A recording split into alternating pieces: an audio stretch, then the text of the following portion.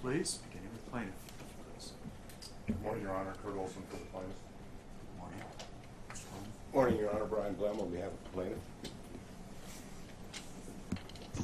Good morning, Your Honor. Abba Khan on behalf of Governor-elect Hobbs, along with my colleague Lolly Maduri. Good morning, Mr. Barry. Good morning, Your Honor. Thomas Liddy on behalf of Maricopa County Recorder Stephen Richard and Maricopa County Board of Supervisors. And in the courtroom with us, my colleagues, Emily Prager from the Burgess Law Group, Karen Hartman-Tellez. Thank you much. Good morning, Mr. Barry. Good morning, Your Honor. Andy Gayano with Coppersmith Brockelman on behalf of Secretary Hobbs and her official committee. Bo Duell will also be joining us shortly. She's down the hall in another hearing in another election contest, but she will be in the courtroom shortly. Thank you. Good morning, Mr. Young. Very well.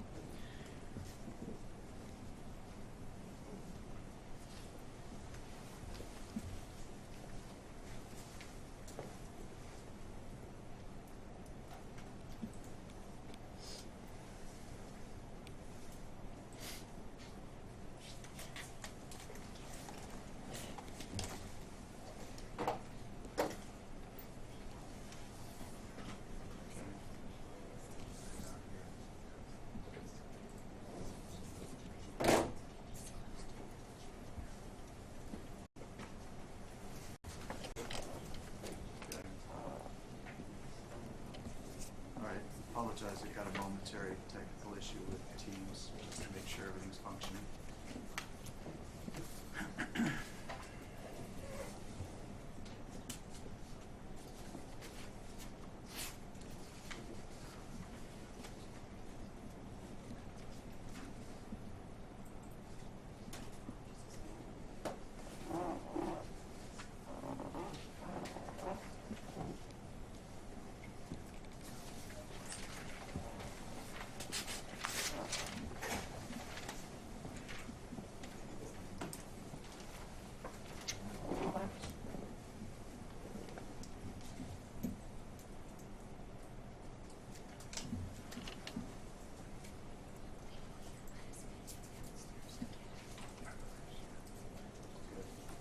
Very good. Thank you. All right. Yesterday when we adjourned, I had asked counsel to meet together to go over the exhibits so that we can have the right exhibit numbers delineated for the 807 ruling that I made yesterday. Have counsel done that? Yes, Your Honor. Okay. Why don't I have you be the spokesman for that to at least give me the numbers, whoever, Mr. Blem or Mr. Olson, and then I want defendants to confirm that this is correct, okay? So, Mr. Olson, will you read me the list, please, the numbers? So, yes, Your Honor, with respect to the 807, exhibits 53, 54, and 76, the parties agree that they are admitted. We have a disagreement as to exhibit 52, whether that should be admitted. Give me a second to pull up 52.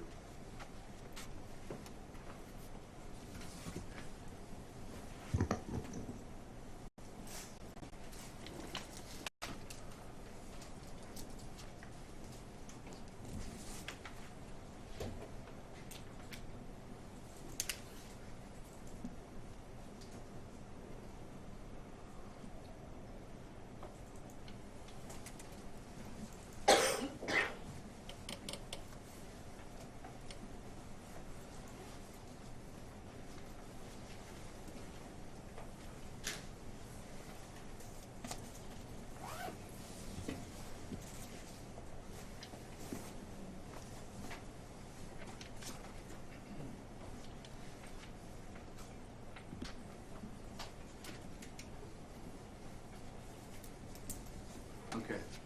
What you're referring to is the affidavit of Mr. Sonneklaar. Yes, Your Honor.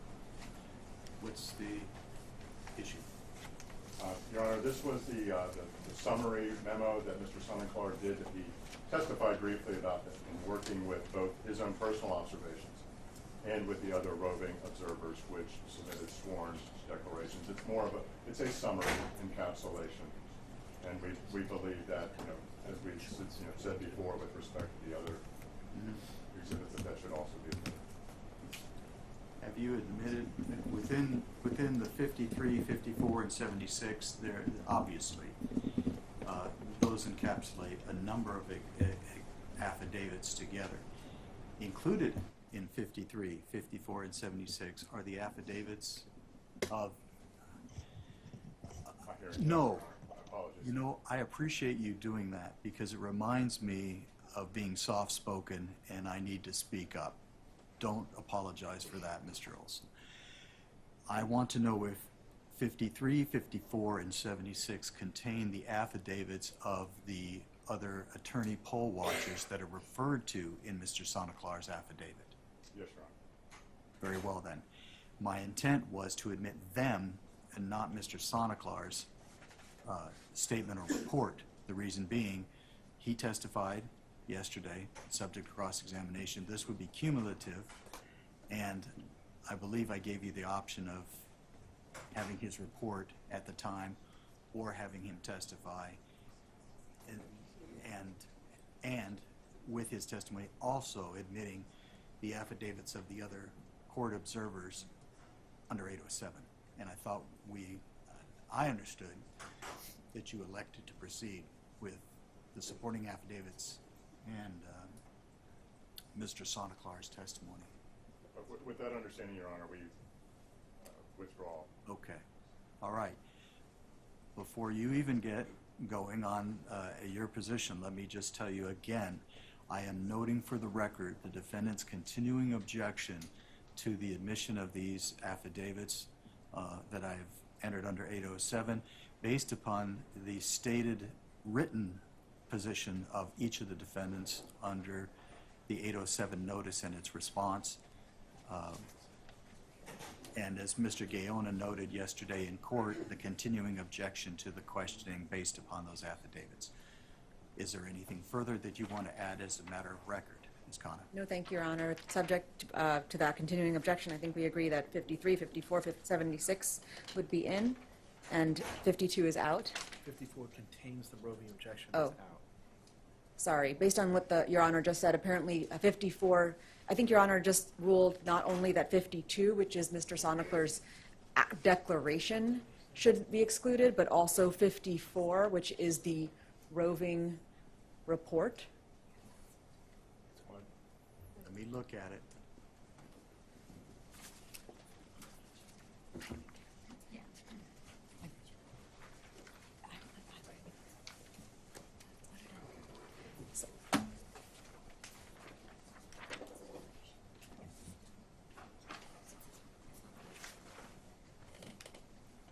I don't know if Your Honor intended for that to come in or not. We again, subject to the same objections that we've written about, we have no real dispute about 53, 54, and 76. When I'm pulling up Exhibit 54, I see that to be the summary listing A1 through A220 and the affidavits that support that. And that's precisely what I was having admitted. Yes, Your Honor, and that's fine. That's fine by defendants. Very well. Then, Exhibits 53, 54, and 76 are admitted over the defendant's objection as I've stated on the record. I got it correct. Yes, Your Honor. Yes, Your Honor. Okay. With that matter of housekeeping out of the way, I think we're ready to proceed. Mr. Your Runter? Honor, with leave of court, I would ask that I just take a couple of minutes of your time this morning to address an issue yesterday. And I'm going to ask you, Your Honor, that you not take this out of our limited time. And one of the reasons for my request, Your Honor, is A, to clarify the record before this court to get an exhibit admitted that I believe was wrongfully objected to, and to ask for some of our time spent fighting objections to that exhibit, Your Honor. And there were certain representations made in the court yesterday. And, Your Honor, and if I may. Please. May I use the oval, please? And this is with respect to Miss Honey's exhibit, the voicemail. Got it. And I'm putting something on the Elmo, Your Honor. Where was that? Excuse me, Your Honor? What number was it? You have a placeholder. So was Oh. it 74? I believe it was somewhere in that area, Your Honor, but Anyway, I just want to,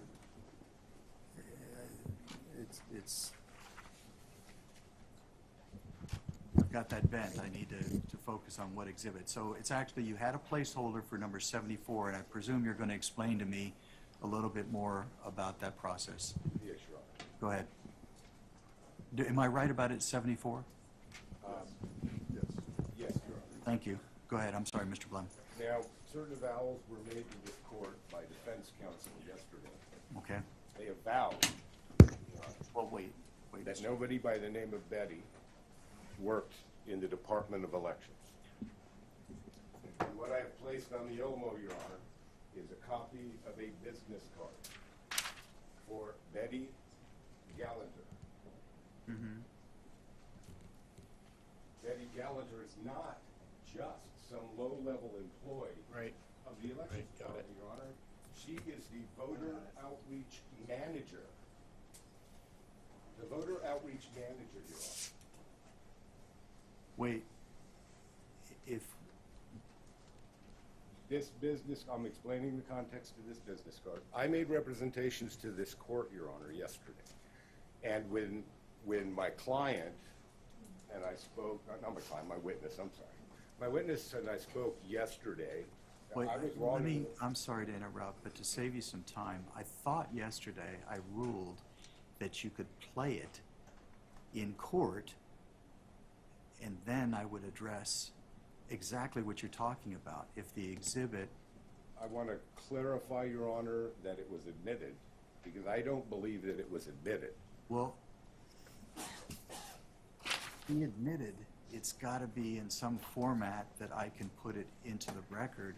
And you told me that you tried, and after your best efforts, you could not upload it into the clerk of the court system. I accepted that. So how would you have me admit it? May I have a CD-ROM brought down to the court? Here's, I'm going to be very upfront with you about my hesitation and the look on my face. The county has spent millions of dollars on its computer system. I do not want to be the one to go to the presiding judge and explain why I put something into the county system. Understood, Your Honor. With that, Your Honor, I can go to Costco or some store and buy a standalone tape player. I can record that audio onto that, and we can admit the entire tape player as an exhibit. No, wait. And I don't need the plug for Costco either. Hold on just a second.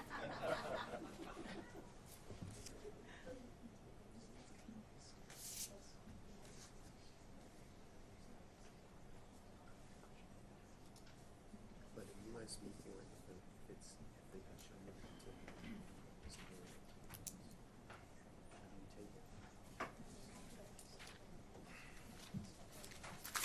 Okay, I've got a resolution for you. Here's the way it works, according to the clerk's office. You can do, I don't care where you buy your player. You can play the recording in open court. To mark it and have it part of the record, you're going to have to, I'm told, submit it as a physical exhibit that's actually played. In other words, if you have the recording, and I'm a little hesitant here because the clerk of the court is a separate entity from me. And so I'm trying to meld these two. As long as there's something that shows that it's, if you're an officer of the court, if you give me the package that shows this is where this came from, in other words, I bought a clean, new thumb drive, and you're avowing to me I downloaded this from some type of media that has viral, antivirus software protection on it, I will take that as the physical exhibit.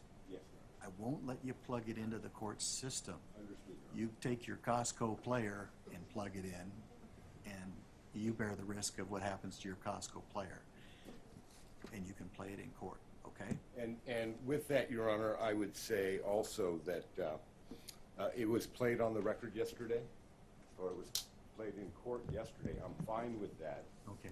as long as I can get the actual audio admitted as the exhibit. And I will have our technical people do that today. I just ruled, I just told you, Okay. if you get me that, I will take it now. Oh, I thought you said play it again in court, Your Honor. If, you did it. Thank you. But here's the thing. Before that physical exhibit gets accepted, the defendants have a right to hear it. I'm not as casting aspersions on anybody. But if you take what you're going to give the clerk, plug it in, play it, and they say, yeah, that's exactly what was played in court, then we've got no problems with foundation. Then that'll be, I know you don't do, go ahead. I know you don't do placeholders, so what number is this? Yeah, we don't do placeholders, so it'll be Exhibit 120. So for the record, it's Exhibit 120 we've been discussing, not 74. Exhibit 120. 120, okay. And I will make that happen today, Your Honor. It's your responsibility to make sure it happens, you know, if you, I anticipate you're going to rest your case today, all right? Yep. But that's going to be contingent upon making sure that you've got all the exhibits in. So for this one exhibit, I will give you until we adjourn the hearing beyond when you rest, because I know you have to jump through these hoops that I just told you, okay? But you have responsibility to make sure this happens in case I forget, in case something else happens, okay? This will happen, Your Honor. And the second question I have is, we spent a lot of time discussing Betty yesterday, Okay. and this exhibit, this specific exhibit, okay? And this is an email from me, Your Honor. I avow this is an email from me. I'll take your word for that, And Mr. this is a... Just tell me. This is an email from me to, I believe, all of the defense counsel sitting up here, in which I, again, on behalf of both my client, who submitted the Public Records Act request, and my witness who was on the stand yesterday talking about those documents that she needed, that the county will not produce. This email, Your Honor, specifically talks about Betty. It says Betty Gallanter. How much time are you asking for? I'm asking for at least 15 minutes, Your Honor, that were spent debating about this issue. And, you know, with leave of court, I would also like to move to admit this email and exhibit. This email is highly relevant, Your Honor, because it does discuss the chain of custody documents that were discussed yesterday, and those very documents, Your Honor, that Maricopa County says they have but will not give to anybody, or have not given to anybody. Now we're beyond the scope of the exhibit that you're talking about. If you're talking about, you want time back focused on the discussion we had about chain of custody and how to do it, without arguing, I think we have some additional time. I've made time. This time we're doing right now, this is time that I made by making you come in earlier. Okay, I didn't take this into account. So this is on me, okay? So I have no problem giving you 15 minutes. Thank you, Your Honor. Okay? And I'm not going to admit the email and go into all of that. I'm giving you the 15 minutes because I think the email goes well beyond this, and I think I'm going to invest more than 15 minutes of my time straightening out what's relevant and what's not relevant. So I'm going to give you the 15 minutes and not go into that. Much appreciated, Your Honor. Thank you. Okay? Defendants, if you Well, want Your to- Honor, Go you ahead. just saved me and you saved the court some time because I'm not going to argue for the 9 minutes and 22 seconds that should be allocated, so I'm not going to mention that.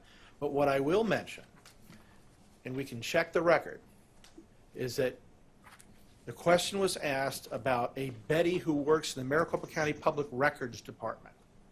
And there is no Betty who works in the Maricopa County Public Records Department. That's the avowal that I made. And that goes directly to my integrity, Your Honor, so I have to put that on the record. And secondly, avowals were made by counsel that his client knew Betty personally. And then he changed and said, no, his witness knew Betty personally, and then she testified that, no, she didn't. I just want that on the record, Your Honor. Thank you. Thank you. Let me just explain something to you. I listened carefully to that testimony, and I understood that Mr. Blum's distracted. Some of the things Mr. Blum told me weren't true. Some of the things Mr. Liddy told me weren't, exactly what Mr. Blum said. I'm not saying you didn't say what you said isn't true. I'm saying that in terms of the representations that went back and forth, I didn't take this as being, there was trying to be instructive to me to have an idea or focus of what the exhibit would actually say. I didn't make my rulings based on your reputation, Mr. Liddy, nor Mr. Blum and his representations. I listened to the evidence, and during the testimony, Mr. Blum realized that some of the things he had said were not in line with what the witness said, and so he may not have come out on the record, but I saw it, and he acknowledged by body language. Let me just digress just a second here. I've tried to be respectful, fair, and impartial to both sides throughout all of this, and I have the highest regard for the attorneys involved in the case on both sides in the presentation of the evidence, and I feel it's been very professional and it's been very well done. So I just encourage you. I know this is hotly contested, and it hasn't, well, I'll leave it at that. I think I rely on your professionalism and dignity. I don't take things to be personal attacks. I've already given you my view of each of you, all right? So let's leave this and proceed. I think you've got 15 minutes back, Mr. Blum. I didn't go into anything further. I think that should cover everything. And I just want to be clear on it. You twice in court, it was played, the tape. A woman named Betty who works for Maricopa County said, we'll get the documents to you when we get them. wait. I don't want you to rehash the testimony. Okay. Okay. Fair enough, because I've tried to take very good notes and I've paid attention. Thank you, Your Honor. So, thank you. Okay. Plaintiff, do you have a witness that you'd like to call? Yes, Your Honor. We call Rich Barris. All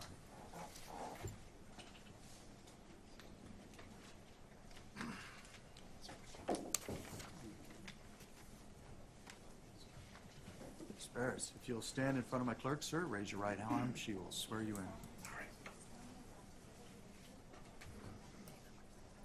I do. Thank you, Mr. Barris. Just have a seat at the witness stand, please, sir. All right, you may begin when you're ready, Mr. Olson. Good morning, Mr. Barris. Would you please state your full name for the record? Good morning, Mr. Olson. Richard D. Barris. And where do you work currently? For about over 6 years, I'm the director of Big Data Poll. Before that, I worked in election forecasting. Modeled the election forecast model for People's Pundit Daily. Did that from 2014 till 2018. Can you briefly go through your qualifications and experience in conducting exit polling? Yeah. And describe what exit polling is as well. Yeah, I studied political science, but since 2014, I've been conducting exit polling and studying. There's no secret that the industry's had problems, so I largely focused on response biases. And the exit poll that we conducted in Arizona, for instance, is modeled very much off of the VoteCast, which is done by the Associated Press now. Okay. How long have you been doing exit polling? Exit polling particularly is for about a little over 6 years. Okay. And did you always do that with respect to the company called the People's Pundit?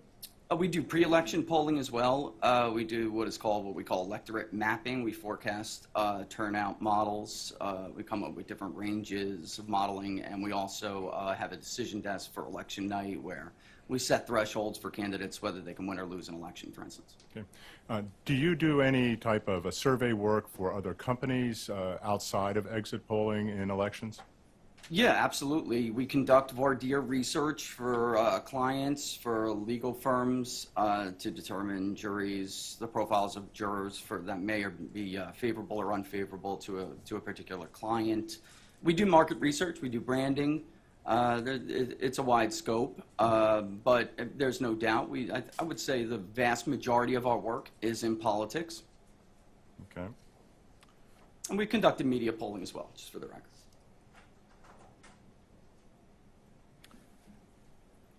What type of methodology do you employ in conducting an exit poll for an election? So the methodology that we employ now, because exit polling has changed over the years, is the methodology that is now used by the Associated Press, which has broken away from traditional exit polling in recent years, and it will be the future. Okay. What is the difference between a turnout model and exit polling? So turnout modeling, and that's a great question. Turnout modeling, we only have certain variables that we could look at with turnout modeling. For instance, historical turnout, population increases, but that is limited. So the difference between exit polling and just turnout modeling in general is that we're able to talk to people to see whether or not there's something that would have changed. For instance, in regular turnout modeling that I would looked at in the Maricopa County 2022 election plan, they gave two different variants. There's always variances to models, but they gave two different plans.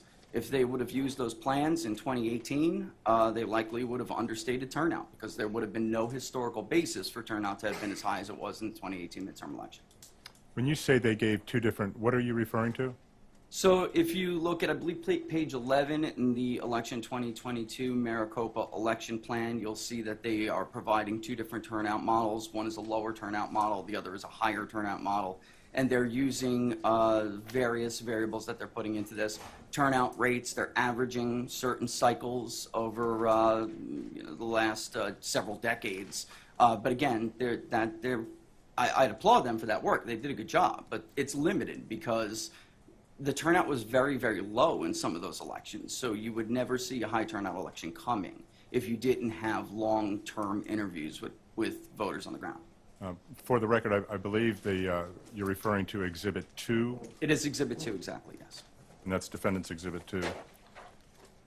What are the factors that you take into account with respect to turnout modeling? Maricopa is a great example of this. It really is, because it's had an enormous amount of population growth. And when we look at voter records, we of course ask them their vote history. Did you vote in 2020? Did you vote in 2018? But that will be verified against the voter file. And a lot of new movers that have come to Maricopa County have robust vote records. So a pollster may not know them as a long-term voter in a state unless they check those records. So maybe they move from New York, as so many have done, or California, or Illinois. And when we look at those records, we'll see that they, in fact, are high-propensity voters. So these are voters that a lot of people can miss in what are called voter screens. That's what you're referring to. We screen these voters, and for an exit poll, we would have called them first, and we would have asked them to participate in that exit poll. And we would have checked their vote history, whether or not they're high-propensity voters or not. We would put them through traditional screens. And if they agreed to take the exit poll, we would tell them to re-interview and take it, and we would contact them and complete the questionnaire as they cast their vote, which I think is very important in this case. So when you're Mr. Olson, before there's the next question, you talk fast. I'm sorry, Your Honor, I do. I know. No, I'll slow it down. I talk softly. No one's perfect. All I'm pointing this out for is for the benefit of my court reporter, she has to take this down. And so if you wait for the question to be completely asked, and then I will make whoever asks you the next question wait until you've answered. So you're not rushed. You'll get to say what you need to say, but just for her sake, just Understood, Your Honor. say it slower. Thank you. So when you conduct an exit poll, are you saying that you identify prior to the election participants and voters who you think are going to go out and vote? And therefore fill out the exit poll questionnaire? Yes, that's correct. And in identifying those voters, do you review their voter history? Yes, we do. And do you interview those voters or survey them? Yes, we do.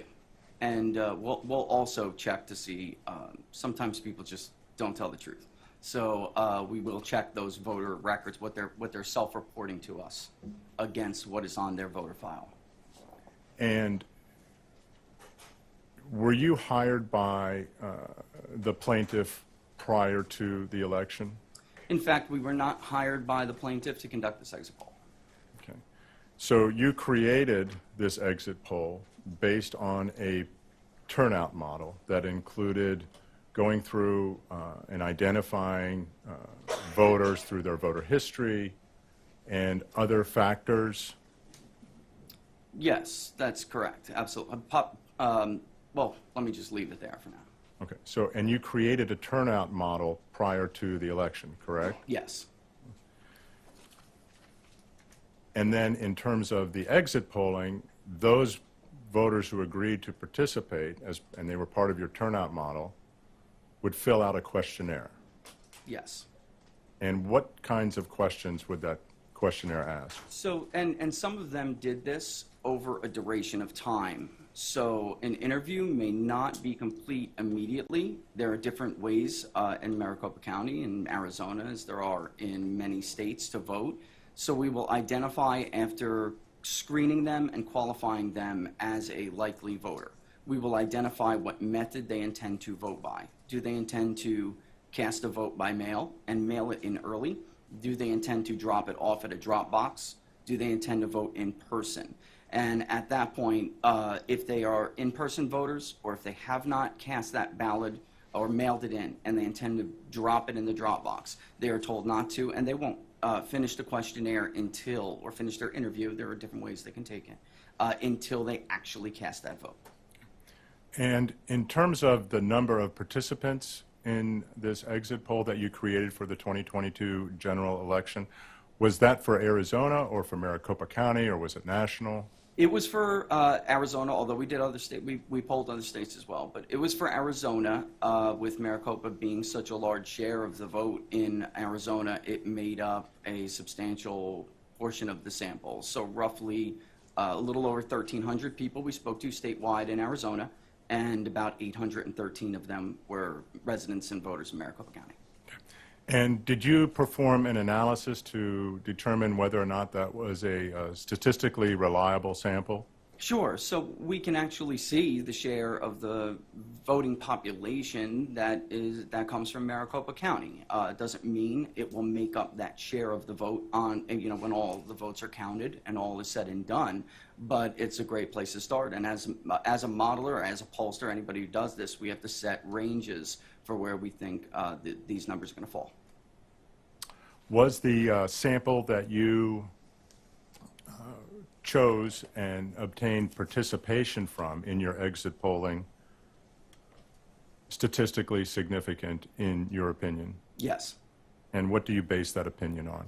Well, we calculate sampling errors, of course, like everybody else. We have a big data pool. We have certain minimum standards and minimum population or sample sizes. And, I could go into the principles of random sample, but ultimately, the more it would be ideal if you could speak to the entire population if you're polling an entire population, but it's not possible. So the larger sample you speak to of a target population, the lower the sampling error is going to be. So anything, every pollster is different, but we have minimum sample sizes that we employ by state, by population, whatever it may be, and it is statistically significant. How would you characterize your methodology and the statistical reliability of the turnout model and the exit poll that you conducted in Arizona for the 2022 general election? We use the same methodology for the exit poll that we conducted in Arizona that we have used for 6 years, even before the Associated Press moved to this methodology. In over 6 years, since we began releasing public polling on a steady basis in 2016, we have not inaccurately predicted the winner outside of a sampling error in a single poll. not one. So everybody gets it wrong sometimes, but I'm very proud of the record that we've amassed a big data poll. Everybody gets it wrong, but if you get it wrong outside the sampling area routinely, then there's a problem with your methodology. So everyone is constantly refining what they're doing, and the world changes. So the ways you can contact voters are always going to change with it. But we feel we've done a good job evolving. You said that you had never inaccurately predicted within the sampling Not area? outside of the sampling era. So, for instance, you could predict the winner of a presidential election is going to be candidate A by a point. Maybe he loses by 2 points or 1.5 points, but your sampling error is 3.5%. So, or you're within the sampling error at that point. Okay. During the 2022 general election in Arizona, did you make any changes to your exit poll questions? We did on the day of election. And what change was that? And just for the record, the reason we added this question is because of the interactions we had during the conducting the exit poll. Shortly after... Interactions with who? Voters. People, participants of the exit poll. Shortly after polls opened on election day, several of the participants who had previously agreed to take the exit poll but indicated that they would vote on election day were trying to vote before work. And when they went to go cast their ballot, the lines were long. So some of them would tell us, we'll come back after work and we'll see if we can do it. Some others, complained, that they couldn't wait on lines, or they had to go pick up a kid, or something, life, really. So we, in fact, added a question that it was not designed to see how many voters may have been suppressed. In fact, it was designed to try to point people in a direction to a polling station where they could vote. So we added a question that basically said, did you have any issues or run into any complications while attempting to vote, such as tabulators rejecting ballots or running out of paper when at the polling station? And we took this from issues that voters were telling us. We didn't make this up. We took this from issues that we heard directly from them. And was this change in terms of the questions, to add this question, was that done in connection with any anticipated litigation No. that might arise out of this election? The goal was to attempt to tell the participants where they could go vote, and we were taking lists of polling places. Those who were able to successfully cast a ballot, where were they able to do so? Okay. Now, you did a report for use in this election challenge, correct? We did. And what was your conclusion as to the number of likely voters that were suppressed from turnout as a result of the chaos on election day?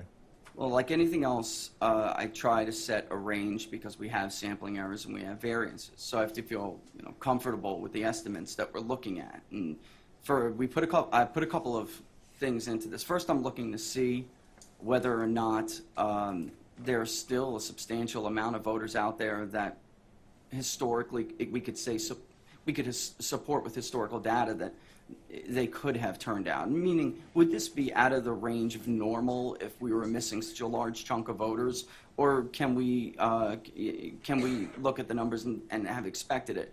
The bottom line here is that those who said they would cast their vote by mail or drop their ballot off by mail completed their questionnaire at a 93% rate. There are always going to be people who tell you that they're going to participate in your poll, but then don't, especially in exit polls. The rate for election day voters was only 72%. So that doesn't, I can tell you that it's never happened to me before, ever. And why is that significant? It's significant because, looking at, we can go through it a lot more in depth, but looking at all the totality of it, there's no explanation for why these voters simply did not come back. They didn't cast their ballot. There's always going to be a difference, but the difference here is almost 20 points. It's roughly 20 percentage points. It's a significant finding. And I can only, in my professional opinion, I've done many of these exit polls. These people didn't complete this questionnaire because they didn't vote. They didn't get to vote. And I don't know why anybody would agree to participate in an exit poll and then not, show up in such large, why would they not vote and then complete the interview? This just doesn't happen. What was the the range of voters lost on election day? So if we look at that 20%, admittedly very large, could we have expected the election day electorate itself, roughly 250,000 election day voters, could we have expected that to expand by another 20%? That's a lot, but there are means. Could we expect it to expand by 10%? Could turnout for election day have been 10% higher, 15% higher? Look at the number of votes that would mean. 10% would be 25,000 votes. Did that fall within our modeling? Sure, it fell within the modeling of the 2020 election plan for Maricopa County. What about 15%? If turnout increased on election day by 15%, we'd be looking at almost 40,000 votes roughly. Something like that? Absolutely could have. You're talking a little fast. Sorry. So what was the expected range that you determined of voters who were disenfranchised as a result of the election day chaos? Between 25,000 to 40,000, and again, there's always going to be some variance there. Okay. And what of the 25 to 40,000, what was the net effect on Republican voters? This is important, and you can only understand that by understanding the difference in vote preference by vote method. If you showed up on election day, you were far more likely to be a straight ticket Republican than if you cast a ballot by mail. The same is also true if you were, for instance, a Democratic voter. If you voted on election day, you were far more likely to cross over and vote for another party. And the same is true of Republicans. If they voted by mail, they were far more likely to vote, for instance, for the Democratic candidate, Katie Hobbs. So you have to understand that when you're looking at it, it's not as significant of a number for disenfranchised voters as you may think. So the election day margin for Ms. Lake was huge in the areas where we saw these depressions, and by huge, it was not uncommon for her to win 75, 76% of the vote there. It's because she was also winning large numbers of crossover voters. So, when we're looking at who may have been disenfranchised, the mail-in vote is in. We can only be talking about election day voters at this point. So one more, well, we call them dumps, but one more batch of tabulated votes in Maricopa County really could have done it. Well, what do you recall the range that you concluded in your report as to the number of Republican voters that were suppressed from coming out on election day as a result of the chaos? Well, it's, again, I really want to caution anybody for thinking about this just as Republicans, because the vote share is so large, where the Republicans were absolutely disproportionately impacted by this. And we're talking about a net advantage that absolutely puts the margin in doubt. So we're looking, if it was 25 to roughly 40,000 votes, Mr. Olson, the margin that we saw in these areas puts this election within a few votes either way. It really does. Would it refresh your recollection if we brought your report to know the number of voters, Republican voters, that you determined were suppressed as a result of the election day? Percentages, we could absolutely do. No, sir. I'm asking you came up in your report with an expected range of suppressed Republican voters. Do you recall that range? Well, the range was, yes. The range was a low of 25,000 to a high of 40,000, yes. Was that overall voters or Republican voters? That's just that's overall votes that would have netted. What I did in the report, Mr. Olson, was explain how the net change in the vote would have been impacted. What was that figure? Well, that figure was between 2,000. It would have ranged between 2,000 hold for the current leader to roughly 4,000 for Ms. Lake. Do you recall a range of 15,000 to 29,000 in your report? Oh, Mr. well, Barris? yes. That's Objection, the Your net, Honor. I have an though. objection to that question. I understand, though, what he's saying. Sure. Thank you. Counsel is leading the witness in testifying. It is leading. If you would like to have him refresh his recollection, that would be fine with the report, but I don't want to, it's not in evidence, put it that way. Yes, Your Honor. Call up exhibit.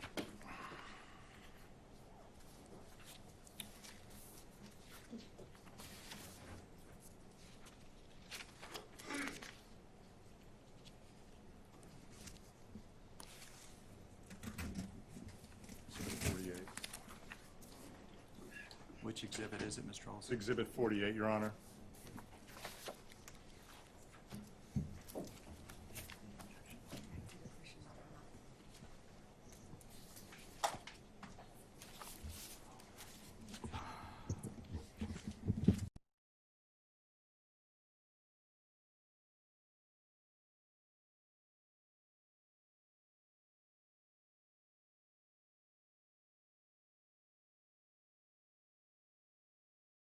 So if she wants you to ask him the question if it would refresh his recollection or not before he's allowed to refer to his report.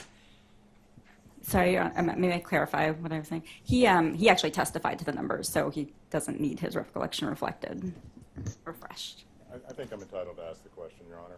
You may. Would it refresh your recollection in terms of some of these numbers to look at your report? No, I think this is a matter of nomenclature.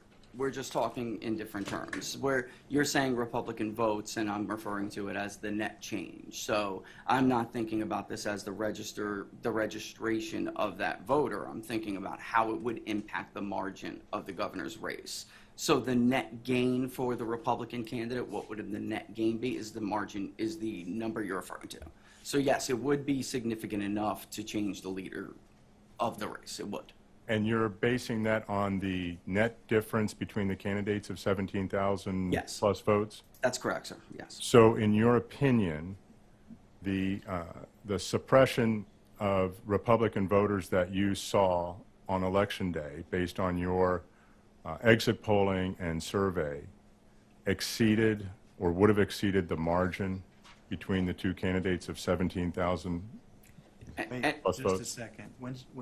When the lawyers stand up, it usually means there's an objection coming. Yes, Your Honor. Objection, Your Honor. Counsel is again leading the witness and mischaracterized his testimony about voter suppression. Okay. Let's stick with leading. It was leading. You can ask him for his opinion. Mr. Barris, what is your opinion with respect to the effect of the voter suppression as a result of Election Day chaos, based on your survey, exit polling, and experience, in connection with this race where the margin between the two candidates is a little over 17,000 votes? Mr. Olson, in my professional opinion, and some of this is not opinion, we know the vote totals in these areas that we're talking about. We know what the margins were. In my opinion, in my professional opinion, this did have an impact on the outcome. It definitely impacted the outcome. The only question for me is whether it had the potential to change the result. And in my opinion, in my professional opinion, I believe it did have that. It was substantial enough to change the leaderboard. It was. When you say change the leaderboard, do you mean that it would Then have Ms. Lake changed would be the ahead outcome? right now. Ms. Lake would be ahead. Yes. Another rule. One person talks at a time because she can only take down one person at a time. So I cut into your answer and broke my own rule to try and get you to not speak at the same time. Okay, Your Honor. So Mr. Your court. Barris, can you repeat your answer so my court reporter can get it clearly? In my professional opinion, the amount of Election Day voters that we're talking about here, with the margin, would have changed the outcome of the race. And the number is substantial enough to have changed who the overall winner was in this race. And are you saying that plaintiff Kari Lake would have won this race but for the Election Day chaos? I have no doubt. I believe it that strongly. It's my opinion that strongly, yes. Thank you, Mr. Barris.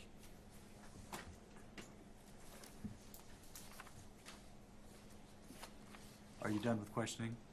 Yes, Your Honor. Thank you. Cross-examination, please.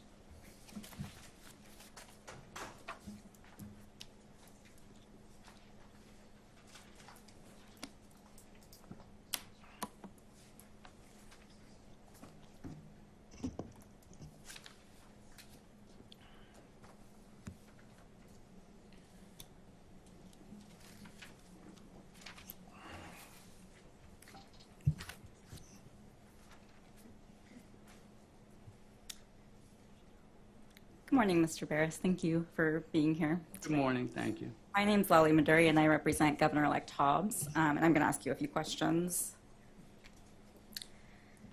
Just first, have you ever testified in federal or state court before? No. But I have been consulted by lawyers about election processes and laws. Have you, in an academic setting, ever studied polling? In an academic study? In an academic In an setting? academic setting? It's funny. The professor who got me into this said, beware of presidents and pollsters who have PhDs. They don't make good ones of either. So no. Have you ever studied long lines in the context of elections? In an academic setting? I'm not sure that's not my purview, and I'm not sure has any bearing here. But Have you ever studied the effect of long lines on turnout? no. Have you ever studied the various factors that can affect election day or any kind of turnout? Of course. In what setting have you, but not in an academic setting? Well, I'll say it again. I make my living in the real world. There's a difference between practice and theory, ma'am. There is. So no, you've never studied No. the effect of. No. Have you ever published any peer review academic articles? No, but I've appeared in numerous outlets after elections. I've written commentary articles for various news organizations. No, it's not academic, but again, in my industry, academia means nothing. Accuracy matters. People come to me when they want the truth and accurate information. They don't care about theory. So no, you've never published any kind of academic No. peer-reviewed article? That's correct to say, yes.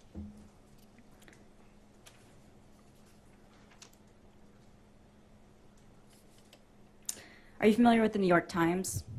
Yes. Are you familiar with 538? Unfortunately, yes. Okay. Are you aware that 538 aggregates more than 450 different polls for its analyses? I'm a long-standing critic of 538. Yes, I'm very aware of that, our adversarial relationship. So you're aware that they I'm a look at... competitor to 538. I released my I'm election sorry, I model. just want to remind you Yeah. what the judge said about... Sure. We Oh, sure. can't talk over each other because our court reporter is taking everything Okay. down. So Sorry about that. I'll be sure not to speak over you if you could do the same.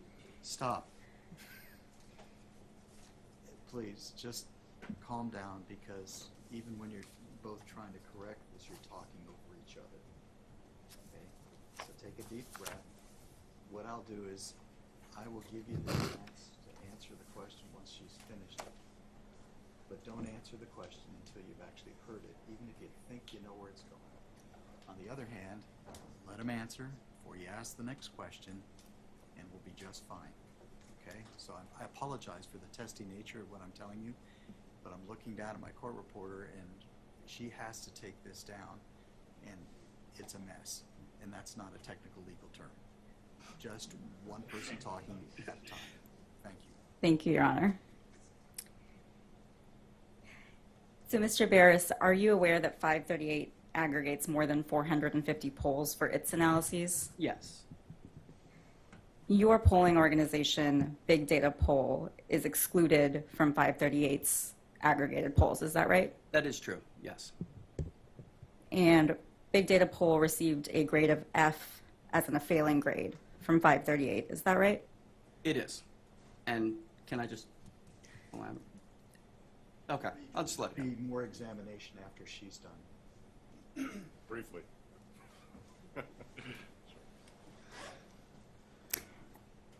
And it sounds like you're aware that 538 currently ranks about 500 different pollsters. Is that right? I honestly, ma'am, I don't know how many they rate. I don't pay much attention to them. Any reason to disagree that it's about 500? No, I take your word for it. Okay, and are you aware that just 11 of those polling organizations have received an F grade? No. Are you aware that F grades are given to pollsters if their methodology is unreliable, their methods are not transparent, or their results are inaccurate? No, But again, I would just argue that you're acting as if they're an authority on polling. They're not. Are you familiar with Real Clear Politics? Yes, yes, I am. Are you aware that it's been described as a right-leaning media outlet? No, they're not right-leaning.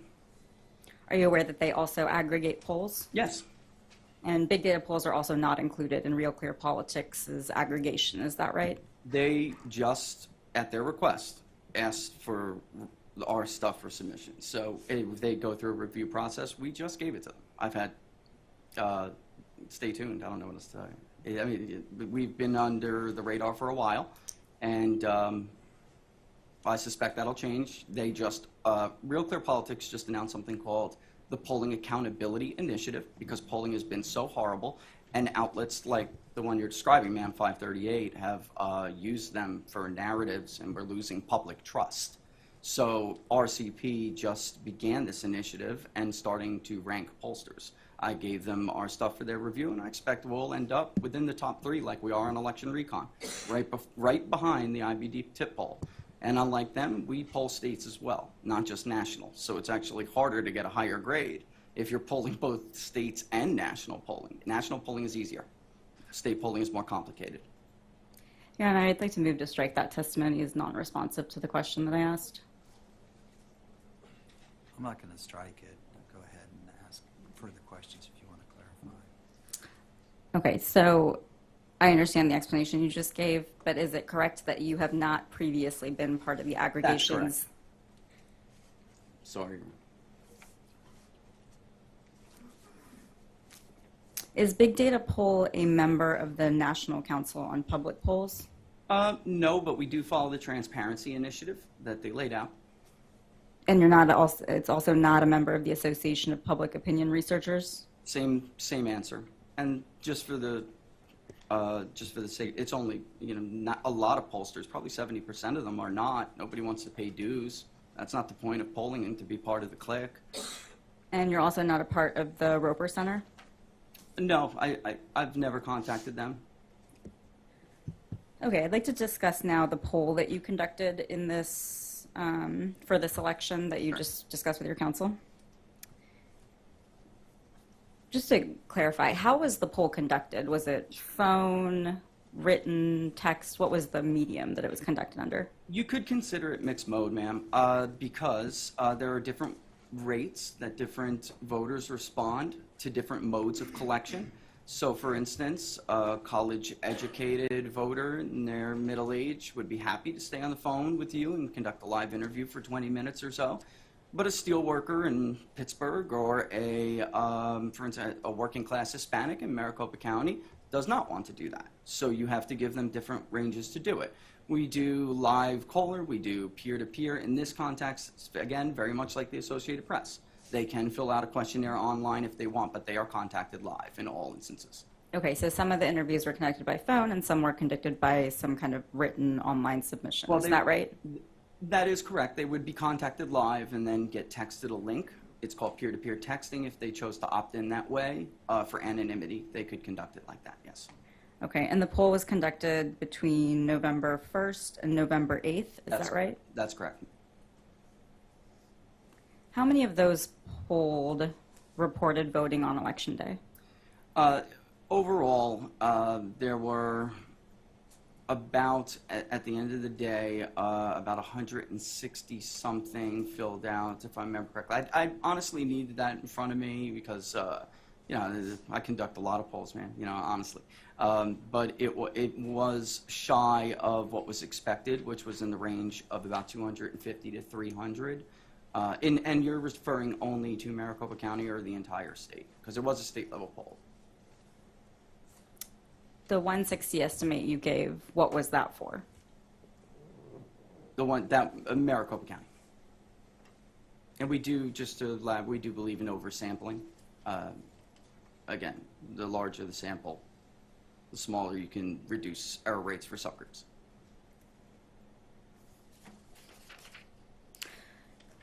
Of those who responded from Maricopa, who voted on Election Day, were there respondents from all of the congressional districts that Maricopa covers? That's a great question, yes.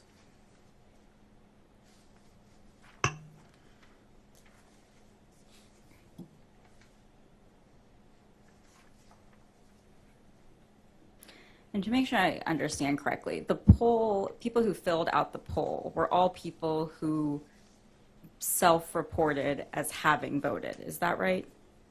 Yes, we would not be, that is correct. We would not be able to verify that until, in this case, a county or a Secretary of State's office. We do use vendors that often give us that information faster. That's correct.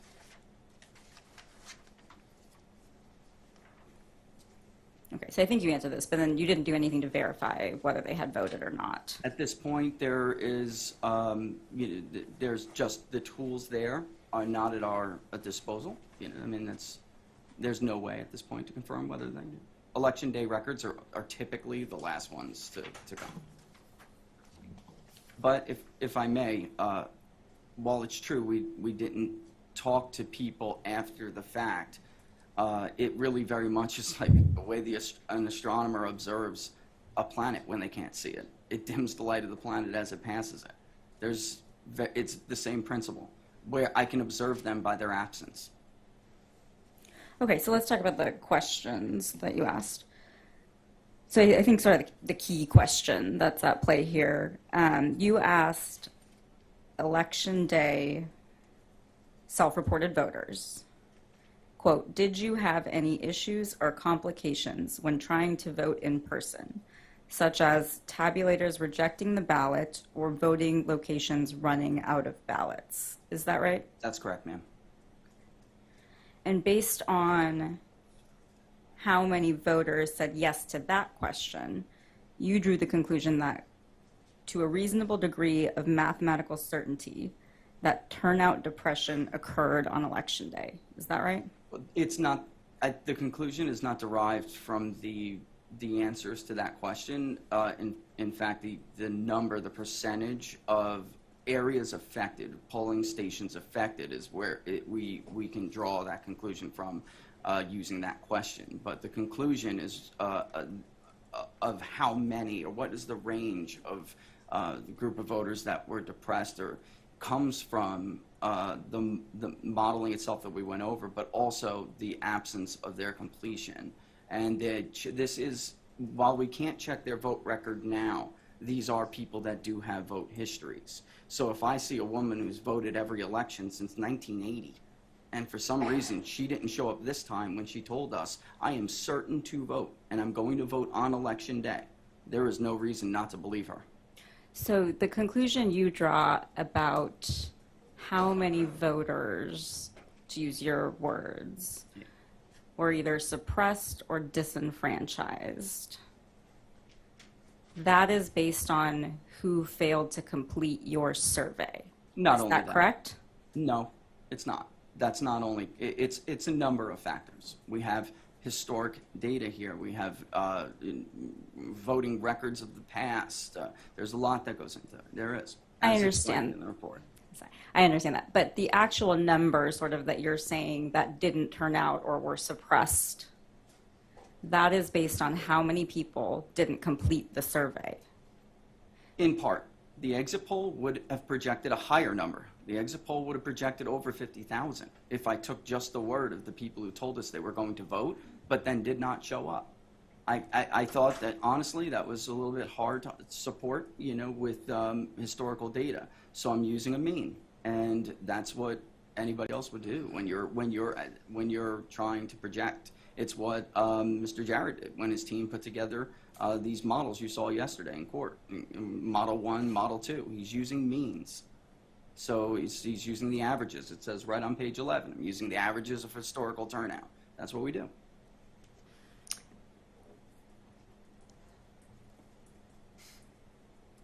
In your projection about how many people would vote, was that based on any sort of interview with a person? Yes, later in part, absolutely. So I think I asked my question, but let me just make sure that we're speaking about the same thing. Your projection about how many people would vote on election day, that is based on how many people told you they would complete your poll, correct? on election day specifically you're referring to?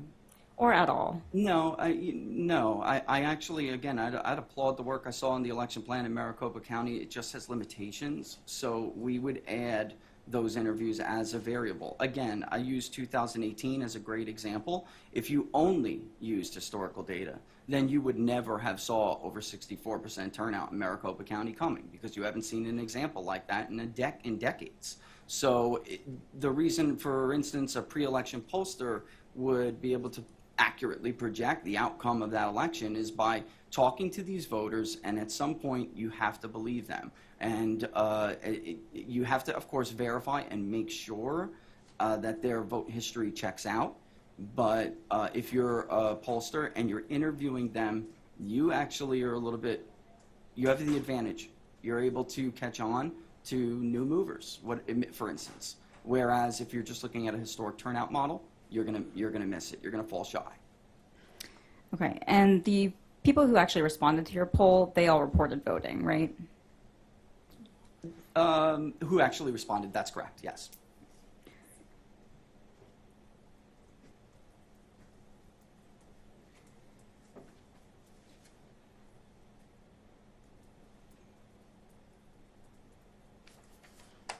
Okay, let's dig into that question just a little bit more. So for voters who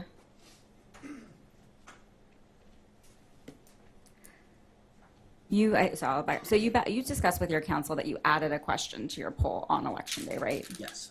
Okay, so that question, which we've already gone over about sort of facing issues with any issues specifically referencing tabulators, there's no similar question that was asked to anybody who completed your poll before election day, right? Yes, I'd say that's true. And Okay, there's great. a reason for that. That's fine. So Okay. yes. So if early voters had faced issues, there was no question in your poll that would have captured that response. If early voters had faced issues, we would have added the question. That's what I'm trying to distinguish here. I understand. So they were Yes. not asked the question. They were not. That's true. And they Okay. were not alerting us of any issues either. Did you ask election day voters outside of Maricopa if they had issues on election day? Yes. Okay. It's not really an accepted practice in the political polling industry to change or add questions partway through a poll, is it? Yes, it is. In a tracking poll, you can change a question every day. There's nothing wrong with adding a question on if you feel that there is a subgroup within the poll that is being uniquely impacted by it. Then sure you can. Part of the question had a premise in it. One of the issues you gave as an example that a voter could face was a voting location running out of ballots, correct? Yes. You're aware that Maricopa prints ballots on demand, correct? Yes, but Pinal County had an issue in the primaries, so we were simply reflecting what participants of the poll were telling us they've had in the past. That's where they came from. And again, the entire poll was conducted that was even asked of other voters statewide, and it's worth noting that only Maricopa voters, only participants in the poll who vote and reside in Maricopa County responded that they had issues. There were no other voters outside in this state who said, yes, I ran into a problem.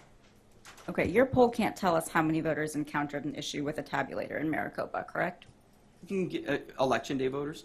It was about 32.7% did say they had an issue, yes. They said they had an issue. Yes. Okay, but your analysis can't tell us how many voters encountered an issue with a tabulator, correct? That's true. We didn't give them the option that's true, absolutely.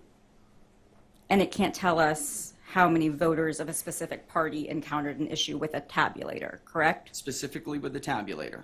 That's right. But we can give the share of each party that had issues. That had some issue on election day. You are correct, yes. And no voter in your poll was asked whether they waited in the line on election day. No. So your analysis can't tell us about how many voters encountered a line when they went to vote. No. I think that's fair. And you can't tell us anything about where lines occurred in Maricopa. Well, not lines specifically, just issues, being Okay. able to cast a ballot, yes. It also can't tell us how long those lines were. should a voter Oh, have no, ma'am. encountered a line. No. It also can't tell us whether a voter decided not to vote because they encountered a line. That specific question, no. The only way we can, again, infer that is by the absence of their participation, and them being the only ones to have an absence of participation. So there is always going to be a percentage of voters who tell you they're going to do your exit poll and then don't do it. Those who voted by mail were significantly less likely to not complete the questionnaire, and they are instructed to complete it at the time they cast their vote. 93% did if they did not vote by election. 72% did if they voted on election day. And you can't tell us anything about whether long lines occurred in more Republican areas of Maricopa or more Democratic areas of Maricopa, correct? I can only speak to general, like the question was worded, general issues. Did you encounter issues? Yes.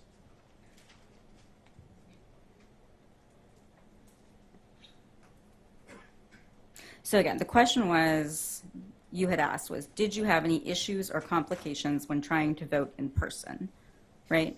Yes. Okay, so this question doesn't allow us to distinguish between voters who encountered a significant issue versus a voter who had some kind of trivial issue, right? Well, because of the sample size, we can technically do that by just the amount of signals is what we would call it. So, are there areas that are consistently showing up as problematic areas? But because it's sample size, we can only look by congressional district. I would not be able to look by vote center specifically. Okay, I understand. We can talk about your congressional district analysis, but I just want to clarify. The question doesn't allow us to distinguish between the type of issue that a voter faced. That's true. You're correct about that. And voters who encountered a problem with something other than tabulators could have also reported experiencing an issue, correct? Yes. So, for example, if somebody had an issue with their voter ID, their voter ID, that could have been reported as an issue in your poll. That is, yes, and that's fair. I just want to make the point, though, that we decided what to ask people based on what was being relayed to us. So there were people who were attempting to contact us and tell us, basically, I'm sorry, I know I said I would take your survey, but I had an issue, the line's too long. I mean, they were telling us these things. It's just at the time, we did not design the poll thinking we'd be here today. That's just a fact. Yeah, I understand. I heard you explain that to your counsel. I understand that. But for your poll, if somebody had gone to a Maricopa voter, went to a voting location that wasn't in Maricopa, and they found out they couldn't vote there, they could have reported that as an issue or complication when trying to vote in person, correct? I just want to make sure I'm understanding. So you're saying whether or not a voter who lives in Maricopa, who can vote anywhere in the county, went to a neighboring county and voted? Is that what you mean? It's just a hypothetical. So that voter, had they done that? I suppose it's possible, but we're talking about such large numbers. It shows that there was something systemic going on. We're not talking about a whole third of those who reported on election day that they had some complication. That's not going to be a culmination of a ton of different issues. It's very unlikely, highly unlikely. It indicates there was something systemic going on. But a voter who showed up and had to vote provisionally, say, because their identity couldn't be verified, that person could report that they had an issue or complication when voting, right? No, they would have voted. If they cast a ballot, provisional or not, they would have been instructed to complete the survey. Let me clear. I think maybe my question didn't come across. The question I was trying to ask you is a person who went to a voting center, expected to vote, and then found out that they could only vote provisionally, they might report that as an issue or complication when they voted. Yes, ma'am. Yes. Now that I understand your question better, yes. Thank you. I apologize for the lack of clarity there. So just a couple more of these sort of hypos. So a voter who, say, had to spoil their ballot and then vote a new ballot. They could have reported that as an issue or complication when voting on election day, right? I think that's unlikely. We did actually speak to several people who asked us whether they were looking for instruction. They got a bail in the mail, and then they wanted to vote on election day. So they told us they went down to the polling station. Their mail ballot they were told their mail ballot would be spoiled, but they wanted, and I know this just has to do with how voters are feeling right now, but they wanted an election day ballot, and they wanted it to go through the tabulator and count that day. There was just a group of people who were diehard about this. So if they received an absentee ballot, they were telling us that they were instructed it would be spoiled, and then we told them complete the survey. You voted, and it will be counted. Right, and I'll just clarify the question again. The question is just if the person, a voter, like you said, a frustrated voter who had bad experience, who actually voted, they might have still reported in your poll that they had a complication or issue when they went to vote. I honestly don't think that's likely. I don't. We interact with them. We do. So, I mean, we're constantly, if they have an issue or something, our agents are telling them, no, that's not. You were able to cast a vote, and then that's it. I think it's unlikely. Is it possible? Sure, I guess. But if somebody didn't say anything out loud to us, but we are constantly interacting with them. We're very hands-on. We try to be. We really do. But again, we've done so many of these, I really have to point out. We've done so many of these, and these issues are not new, a lot of these issues you're bringing up. So it doesn't explain why out of nowhere we're seeing such huge positive responses. We would see this elsewhere. Okay. I'm just going to clarify. We're on a very limited clock. So if you can just answer my question, and then your counsel will have an opportunity to ask you any clarifying questions and elicit more testimony. I'll do my best. Thank you. I appreciate that. So kind of wrap this up here. So your poll doesn't give us any specific numbers about how many voters had issues that related to tabulators. That's correct? That's correct. And it doesn't give us any information about what number of voters had issues that related to long lines. That's correct? true. Correct.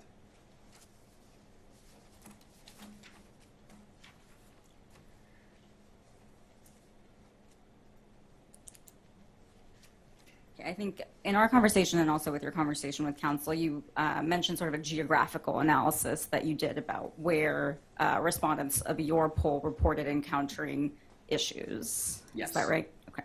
So I'd like to ask you a little bit about that now. You did that analysis by looking at the different congressional districts in Maricopa. Is that right? Yes. 2022, by the way. Yeah. Right. All of my questions, just to be clear, pertain to the 2022 general election. Redistricting, I'm just going to be, yeah. I understand what you're saying. The districts changed between Yes. 2020 and 2022. And you used the districts as they were in 2022. Yes. Okay.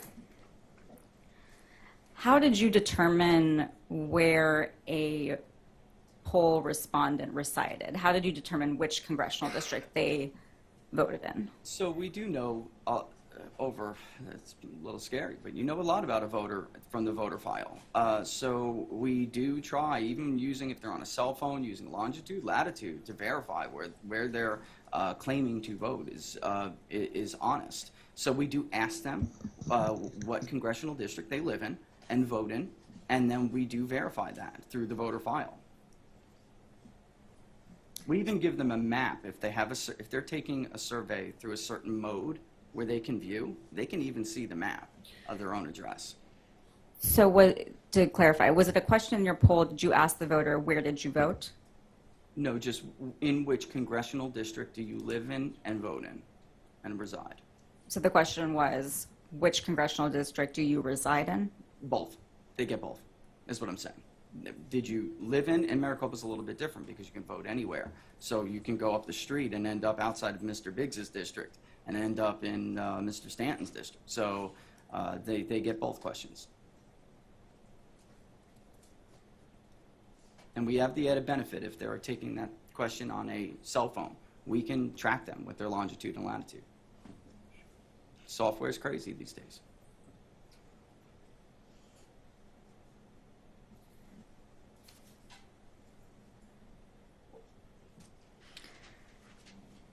Okay, and I think your general testimony was, and please clarify if I'm mischaracterizing, but something along the lines of that congressional districts that ultimately elected either a Republican or Democratic candidate. That's the basis for which you said this is a Democratic area or a Republican area. Is that right? That's part of it, I would say. We did show whether or not it was prior to the election represented by either a Republican or a Democrat, whether that congressional district changed hands, but also as well judging by, again, it's hard to really look when you're looking at samples this size. It's hard to look by centers. So there are parts of congressional districts we know support more Democratic candidates than Republican candidates and vice versa. But that is part of it. Yeah, we tried to provide both.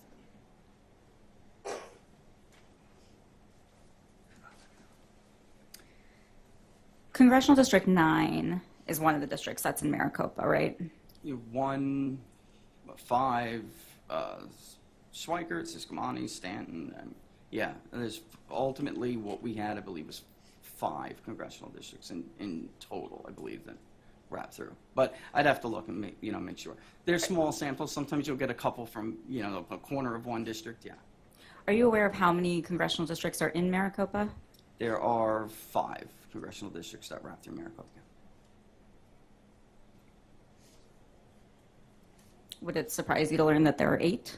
Oh, well, no, it wouldn't. Sorry, but there were 5 participants that took the poll. There are 5 in the report. I see. So there are 3 of the 8 Yes, congressional. that's what I meant by a few of each. Sorry. So does that mean that in your poll, respondents only came from 5 of the 3 districts? Sorry, 5 of the 8 districts? There were some in others, and they're on the table, but they're so statistically insignificant, I really can't draw any conclusions from them, and they're in the report. Okay, so there were 3 congressional districts in Maricopa where you didn't have enough of a response to be able That's to correct. report how frequent the issues were in those congressional districts. Is that correct. Right? We're talking about 0.2%, it was very small. Okay, and one of those congressional districts I remember from your report is Congressional District 9. Is that any reason to disagree with me? Yeah, I'm not sure. I mean, I'd have to have it in front of me to make sure I know exactly which one. 8, I know the percentage for 8, first. To feel comfortable if you're about to ask me about percentages, I'd need to, honestly refer to it.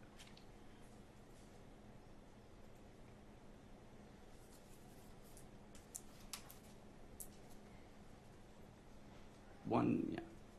Go ahead.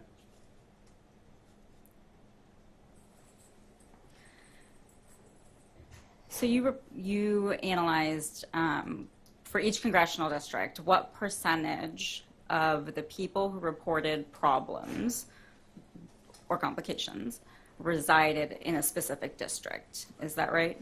Yes. So if memory serves, about 30% of the people who said they had encountered issues came from the 1st Congressional District, what is now the 1st Congressional District. And the 8th Congressional District, if I remember correctly, was about 14%, I believe.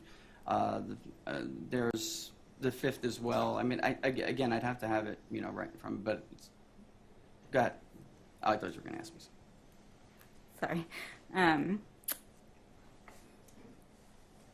So you just reported some percentages, and it's fine if they're exact or not. I'm not asking you to. It's not a memory test to report what the percentages were. What I wanted to know about is when you reported that percentage, I think you just said around 14% for CD8.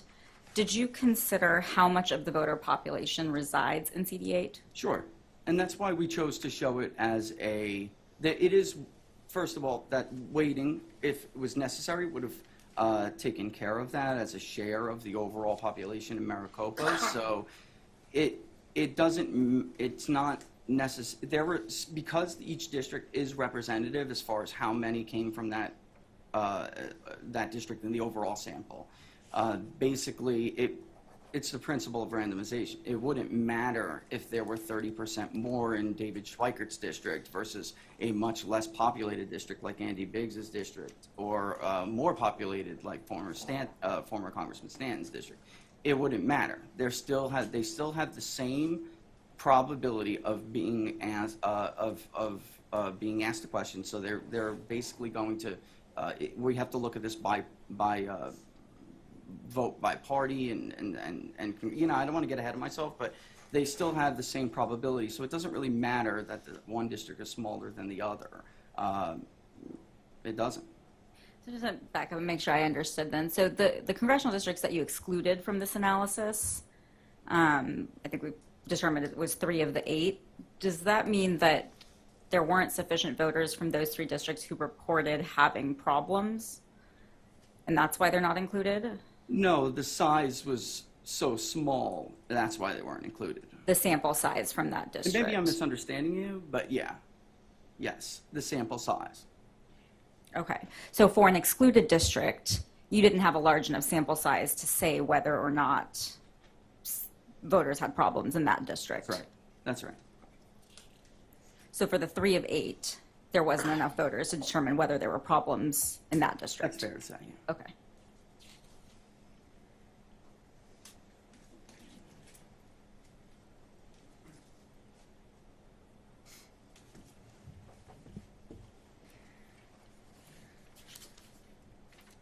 Okay, so moving on, you discussed some calculations with your counsel, and you provided some calculations in your report about what could have happened had turnout been different than what it was. Is that right? Yes. Okay. And specifically, you, in your report, did those calculations based on if turnout had been 2.5% higher for all voters. And Not turnout, because that might confuse turnout rates. If the total vote was just 2% higher, not a turnout rate, if the total vote was 2% higher or 2.5% higher, what would that be? I understand. Would that fall within the range of the share the election day vote was projected to make out? I understand. So you're saying had 2.5% more voters voted, what would have happened? Total vote.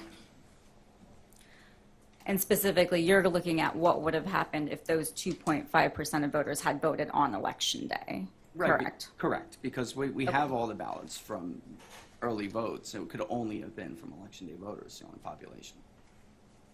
You don't have any evidence specifically other than your projection that 2.5% of total voters stayed home on election day, correct? Yeah, and just to be clear, I'm trying in that report just to show whether or not we needed some historically ridiculously high, significant number to show up.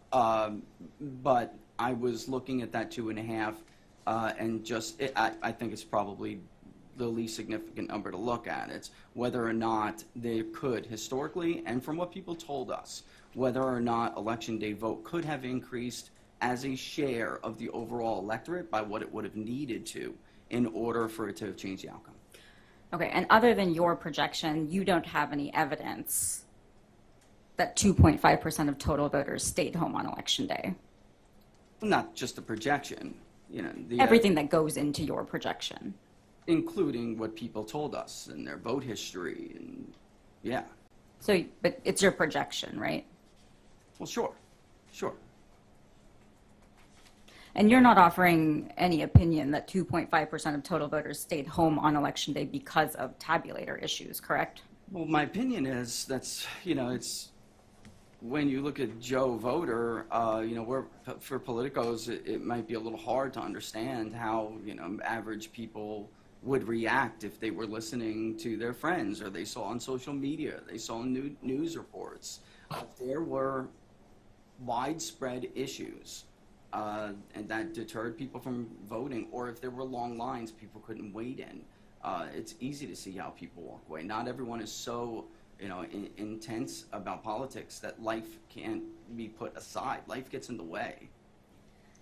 So is that a no? You're not offering an opinion that 2.5% of total voters stayed home on election day because of tabulator issues? Maybe not, oh, no, let me clear that up. What I am That's fine. saying, You yeah. said no. No, it's no, because I'm trying to explain that it is my opinion that the problems that people heard about and the issues they experienced, and that is 2.5%, not that much to 40,000 voters. That is my opinion, absolutely, from what people told us. And the amount, the percent that was missing from the poll. Again, at all the exit polls we have ever conducted, you don't see missing participants like this without something happening, some other variable getting thrown into the equation. You're not offering an opinion that any specific percentage of voters stayed home as a result of tabulator issues on election day, are you? A range. Yes, I gave a range. I mean, I can't give nobody can give a specific number. I can only give you, an idea of whether or not it's mathematically, or not even just whether or not the range that is reasonable. We can conclude with a degree of mathematical certainty that this affected this chunk of voters. Is that enough to have changed the outcome? And I am offering the opinion that range is enough to put the outcome in doubt. So you're offering a range, not a specific number, correct? That's correct. You can, yes. Okay, let's talk about some of the math that you did, and you don't have to bear with me. Lawyers are That's all right. notoriously bad at math. Okay, so you do a calculation based on what would have happened if 2.5% more voters turned out, 2.5% additional voters, not as a proportion of turnout as we That's talked about. correct. And you give a projection of what would have happened in the election had those people turned out and voted on election day, right? Yes, it would only be election day voters. Okay. And that calculation that you do, you said 2.5% is about 39,000 more voters. Does that sound right? Well, I know, yes, it does. But the 2.5% is, you really shouldn't focus on that. The point is the range of the share of election day vote. How many voters would have needed to turn out? How many more voters to push the overall share of the election day voter, as opposed to those who dropped off in a box, those who voted by mail, to push it within a certain, basically I'm looking for the low of my range. So we estimated it would be over 1/5, could be a quarter of the vote was election day vote. As, by the way, Model 1 does in the 2022 Maricopa plan. It could have been that high, which would have pushed election day voters from 250 roughly to 300, much closer to 300. I'm looking for the bottom of that range, which is roughly 20 to 22%. I understand that you're looking at a range. I understand your opinion. I'm not asking about that. I just want to talk about the actual calculation that you did. Okay. So the number that you used was 2.5%, and that was about 39,000 more votes on election day. Does that sound right to you? Roughly, yeah. Okay. As of election day, there were 2.5 million registered voters in Maricopa. Does that sound right? Yes. Of those, 1.3 million had already voted before election day, right? Those are all those early votes that were already cast. Leaving about 900, a little less than 900,000 voters who would have been eligible to vote. That's true. You're going to need to fix my math if this is wrong, but 2.4 minus 1.3, I think, is about 1.1 million voters. Wait, say that again? We said there were 2.4 million total registered voters in Maricopa. Yeah, but we have to remove the election day votes that, go ahead. I understand what you're saying. Yes. Well, let's just take it step by step so we're on the same page. So of those 2.4 million, 1.3 million had already voted by election day. That's those early voters, non-election day voters, correct? There was more than that, though, if you count those who dropped by drop-box Okay. and voted in person early, right? Sure, that whole number. So that would have left about 1.1 million voters who could have voted on election day. Sure. And we know that 250,000 of those voters did vote on election day. But nobody has a perfect voter file, so you can't get to 100% turnout. So when the difference between your 1.1 and where I'm going with it's less, is that there are voters who just aren't going to show. These are not high propensity voters. I can't justify that they could have showed up. They don't have the vote history to show up. I understand. I'm not asking you about that. Okay. So I think you said a 900,000 number. Is that what you mentioned just now? Just now? No. Okay, so let's just back. So 250,000 people voted on election day. Does that sound right? In Maricopa? Roughly, yeah. Okay. And taking out the number of people who had already voted before election day, so adding that group up with the people who actually did turn out on election day, that leaves about 900,000 voters in Maricopa who ultimately didn't vote in the election. Does that sound right? Yeah, ballpark, yeah. Okay. Now, 2.5% of those voters, that's not 39,000, right? No. That's about 22,000. Yeah, I mean, I'll take your word for it. I used a calculator. Yeah. So we have a ballpark of 22,000 votes Yeah. using your 2.5%. Yeah. Okay. And you say that the vote splits on election day, you give a range, but you say, about 70% broke for Miss Lake and about 30% voted for Governor-elect Hobbs is one of the ranges that you use. Is that right? It's not a... I'm sorry, not a range. It's a specific number. Yeah, yes, there are specific numbers. I was being actually conservative with those numbers. The Yeah. first, the first tabulated batch from Maricopa was a much higher margin. And just to be clear on the math before, it did 2.5% of what had been voted already, just to show whether it was plausible. It's not a matter of what's left. We know what's left out there as far as who is still eligible to vote. So I wasn't using that 2.5% as that, I see what you were saying, but that's not the relevant math. The relevant math is whether or not there is enough voters to push the overall share of the election day vote. The 2.5% you're focusing on a lot. That's not the point of the number. You didn't pull 2.5% out of the air. I was just trying to show how small of the vote that had been cast would have need to been changed. It's not, the relevant number is the percentage of people who did not participate and whether or not there still would have been enough eligible voters out there that could have pushed the share of the election day voter higher. And then that would have changed the outcome because of the margin. And I didn't pull 70% out of thin air. That is the vote total. She had won among the group of voters we're talking about in question.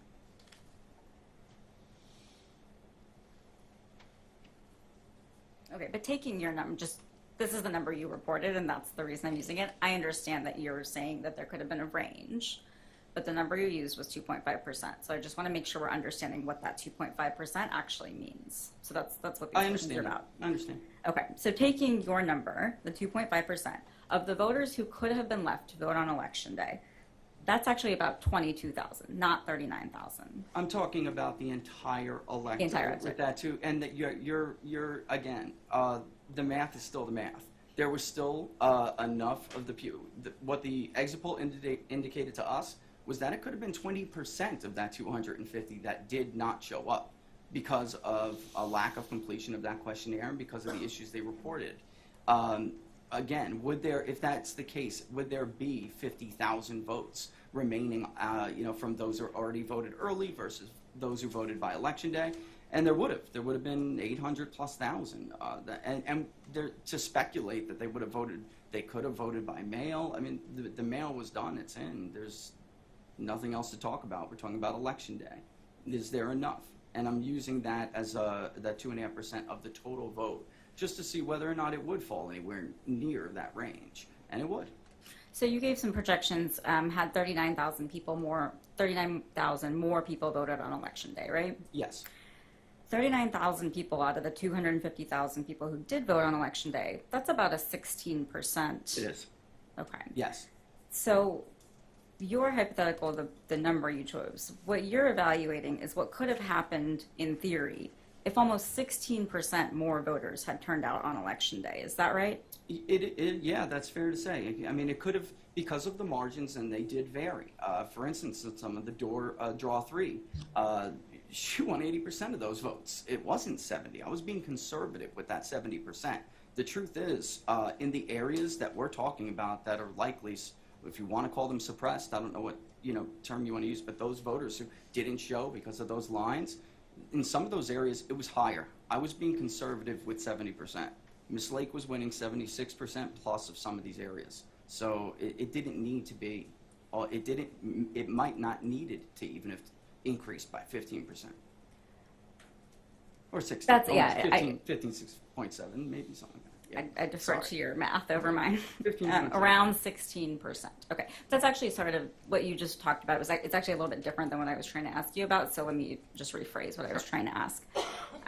You had this 39,000 number of 250,000 voters. That's just a raw number of about 16% of that total that actually turned out on election day, right? Sure. Okay, so your 2.5% selection, that example that you gave, what that is really saying is what would have happened if 16% more voters had turned out on election day, right? It is, but that's not unusual in what we do. It's Okay. not. It happens. And so the math, the way you've done it, that basically assumes that 1 out of every 6 voters who was going to vote on election day didn't vote, right? I guess that's fair. A little less actually, but the truth is, we absolutely can anticipate that could have happened. It's not that many votes. It's not. And if you look, and another thing here is that made me a little bit uncomfortable is how much those numbers would have made the election day vote as a share of the overall electorate. But then when I look at new registrations and who is voting, who is registering to vote via what is essentially Arizona and Maricopa's permanent absentee ballot, there, 25% are not registering to vote by mail. So it seems to me, 10 years ago, Arizona was 80+% all mail. It seems to me that the election day vote is getting more and more of the electorate as time goes on. And I think that probably, parties, like I said, they employ strategies to get voters to vote different ways. I think it would be folly. American people are unpredictable, and I think it would be folly if that's what the data tells us they were going to do. It would be folly to pretend like we know better.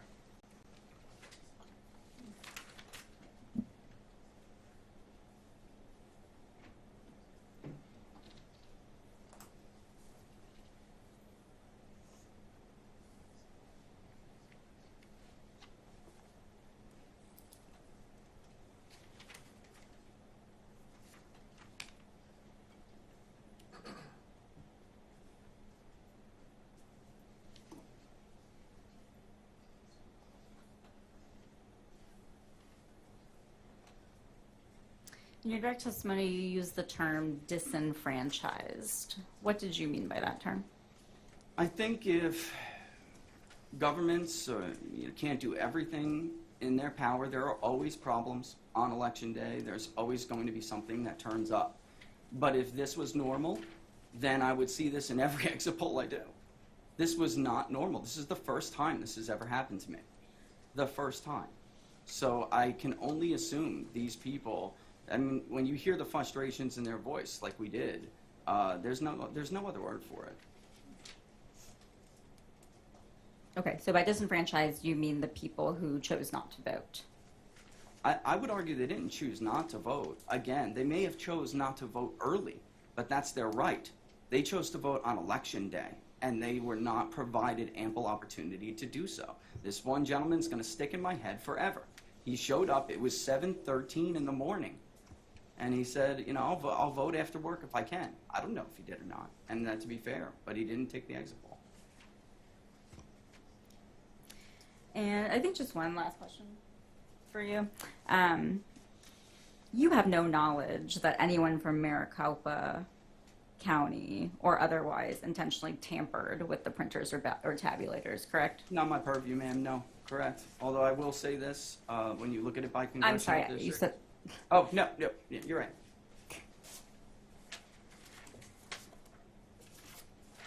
Thank you for your time, Mr. Barris. Thank you. You might have a little more time to go. Oh, I'm sorry.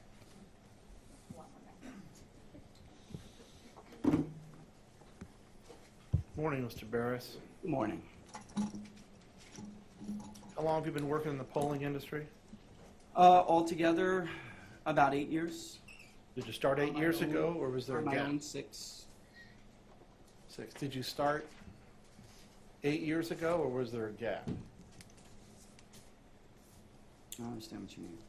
So the last 8 years of your professional life, you've been working in the polling industry, is that From correct? 2014 on, polling and elections, correct? How familiar are you with the challenges to the polling industry, technical and otherwise, that precede 2014? Only from research, sir. You testified earlier that even the Associated Press has broken away from traditional polling practices. Is that correct? That's correct. Traditional exit polling practices. That was your testimony. Okay. Are you aware that they've also broken away from traditional polling practices from pre-election? For pre-election day polling? Yes, yes. Do you know why? They moved to a different panel, response biases, various, I imagine, like everybody else. But you're familiar with the technical issues, with the changing behavior of the American people with regard to cell phones rather than Yes. landlines, working people out of the home, people answering in the home, random digit dialing, no longer That's used right. and stuff.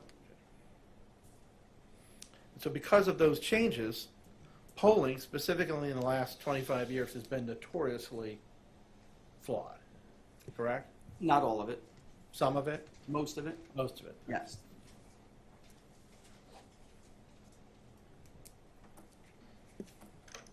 Now, as a pollster, you're familiar with the term random sample. Yes.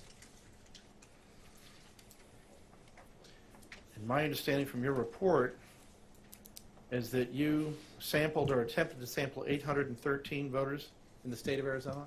No, 813 just in Maricopa. 813 just in It was a statewide survey. That was what represented Maricopa.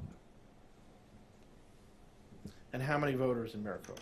About 813, yes. And not about 813 who qualified and participated. I'm sorry, I wasn't clear on my question. How many registered voters are there in Maricopa County? There are about 2.4 and change, almost 2.5, I would say. And would you say 813 is a sample size that would give you a significant amount of confidence in the outcome of that? You know, I do, and the reason I would say that is because we're looking at certain subgroups of the population. It is a midterm, so admittedly, not everybody is going to come out and vote. There are people who have vote histories that support that. That's part of projecting the projections we use for turnout goes into the sampling errors, the calculations we do for sampling errors. But 813, there are polls out there right now from before the election that did 800, maybe even less for the state of Arizona, not just Maricopa. What confidence level did you attribute to your 813 sample size, About 3.5%, plus or minus? plus or minus. And you said there were 2.4 million voters in Arizona? Yes, Maricopa County? but there's not going to be 2.4 projected, to turn out.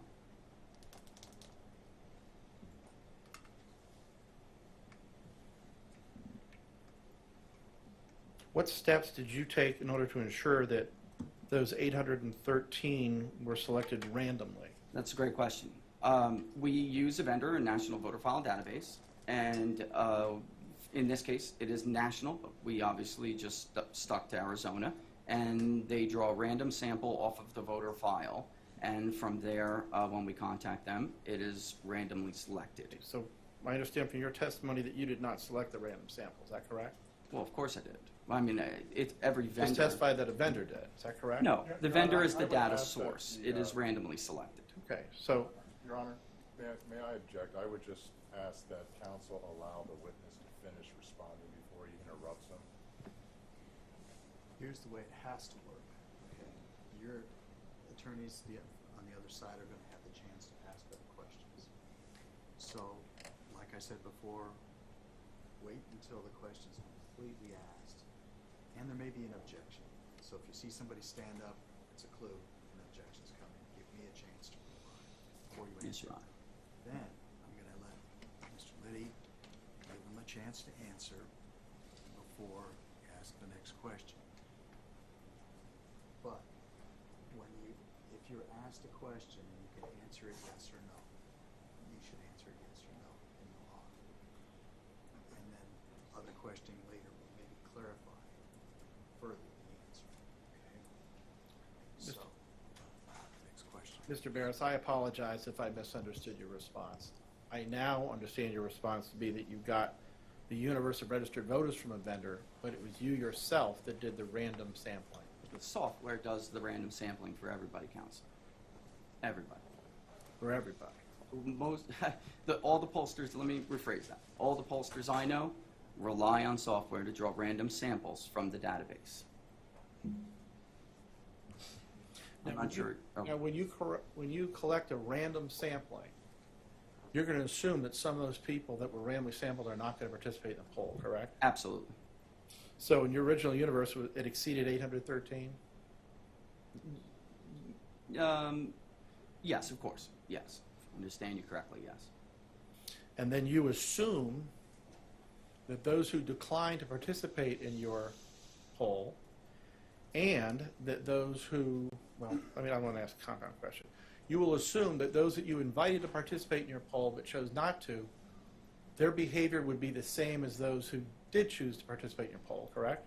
Not always. And that's why we're big proponents of larger samples because people are different. And for instance, a more educated voter of the same party would be much more likely to participate than somebody who's non-college educated, even though it's the same party and they may appear to be the same kind of voter. That's a no? Yes, but yeah, that's a no, I would imagine, yes. Go ahead. So when you get responses, you're not assuming that people who did not respond were going to behave in the same manner as those that did respond. Is that your testimony? No, and that's mischaracterized. You have, obviously it's principles of random sampling that you assume that everybody has the same chance and that they will, but we believe in larger samples to reduce that error. That's maybe, I wasn't saying that correctly, Okay. but that's. What I'm trying to get at, Mr. Barris, is which is it? Do you make an assumption that those who don't participate in your poll will behave in the same manner as those who do, or do you not make that assumption? We make the assumption that those who do participate will mirror the behavior of those who don't, yes. And particularly, you were interested in tracking the behavior of people by voter registration. Is that correct? Not only, no. But it's correct that you were interested in tracking the behavior of people by voter registration? And for this poll alone, are you, I just want to make sure I'm understanding your question. For this poll alone, you're asking if I'm interested in tracking the behavior of registered voters? Yes, for the issues before this court. Your poll, yeah, that's Yeah, right. yes, That's my question. at the most simple, basic, yes.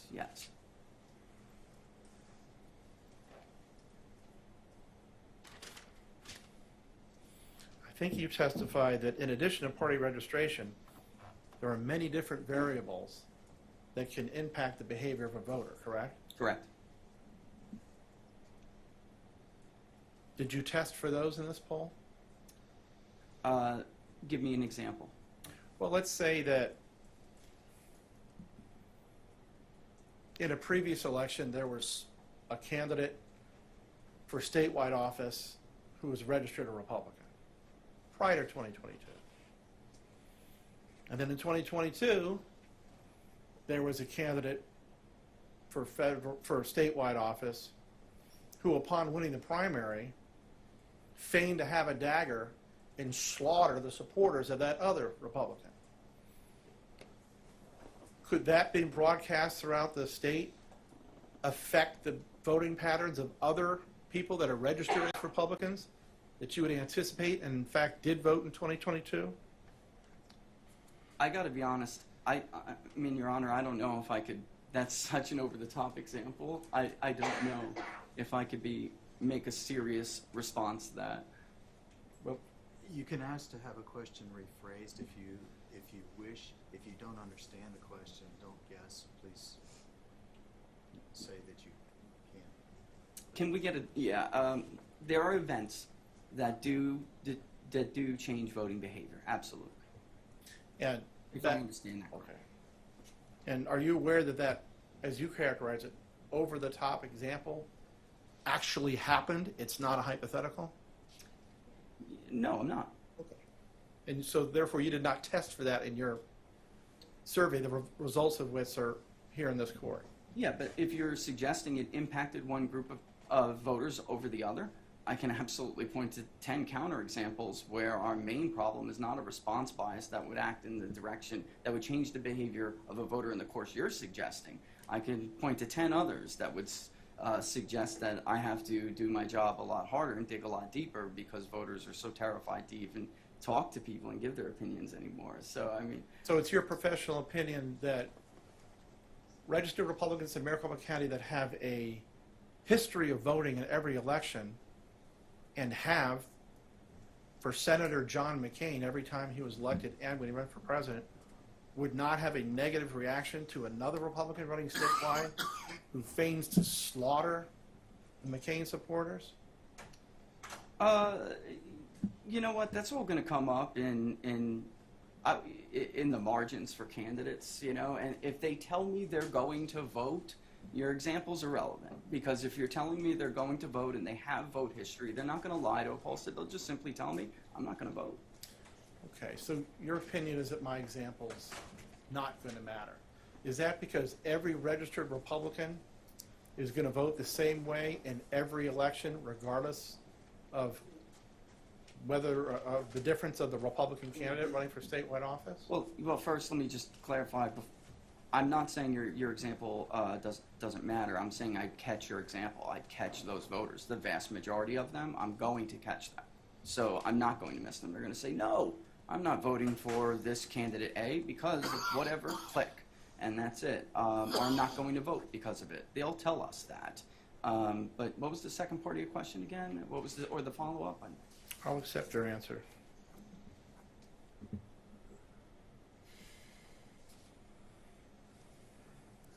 Your general conclusion is that fewer Republicans voted on Election Day than otherwise would have, but for the problems of the printers and perceived problems of the tabulators. Is that correct? I would say general issues that led to long wait lines. That's what we heard from the voters. No, I can't, just nail down one. That's not my, that's not my purview. And I believe you testified that your research is based upon your study of the behavior of these registered voters in previous elections in Maricopa County? Yes, it's fair to say. And did you track as a variable in your survey the wait lines of other midterm elections, such as 2018 or 2014, Sure. 2012? Sure, and compared them to presidential election turnouts as well. Well, what was the wait time of this Oh, I thought data you looked at 2012? I thought when you're saying weight, I thought you meant how much weight is given to turnout for different, when you're modeling. Wait lines, and you're being specific to wait times. That's correct. No, I did not study the impact of wait lines in prior elections. I'll see that. So it's difficult for you to examine your own data from 2022 with regard to registered Republicans voting on Election Day and 2022 general election because of wait times based on previous behavior of Republicans who voted on Election Day when you did not look at the wait times in those previous elections. Well, and in fact, actually, in truth, I did look at some wait lines from the presidential election and 18. I didn't look, in great depth, but I do understand that the wait lines in some areas, reported wait lines, were actually longer in 2020. But I think we have to be clear here that your wait time estimate is not the estimate for people who are waiting online. You're looking at site check to the time that they get a ballot. You're not looking at estimates of people who are wrapped around the corner in a shopping center, a mile long.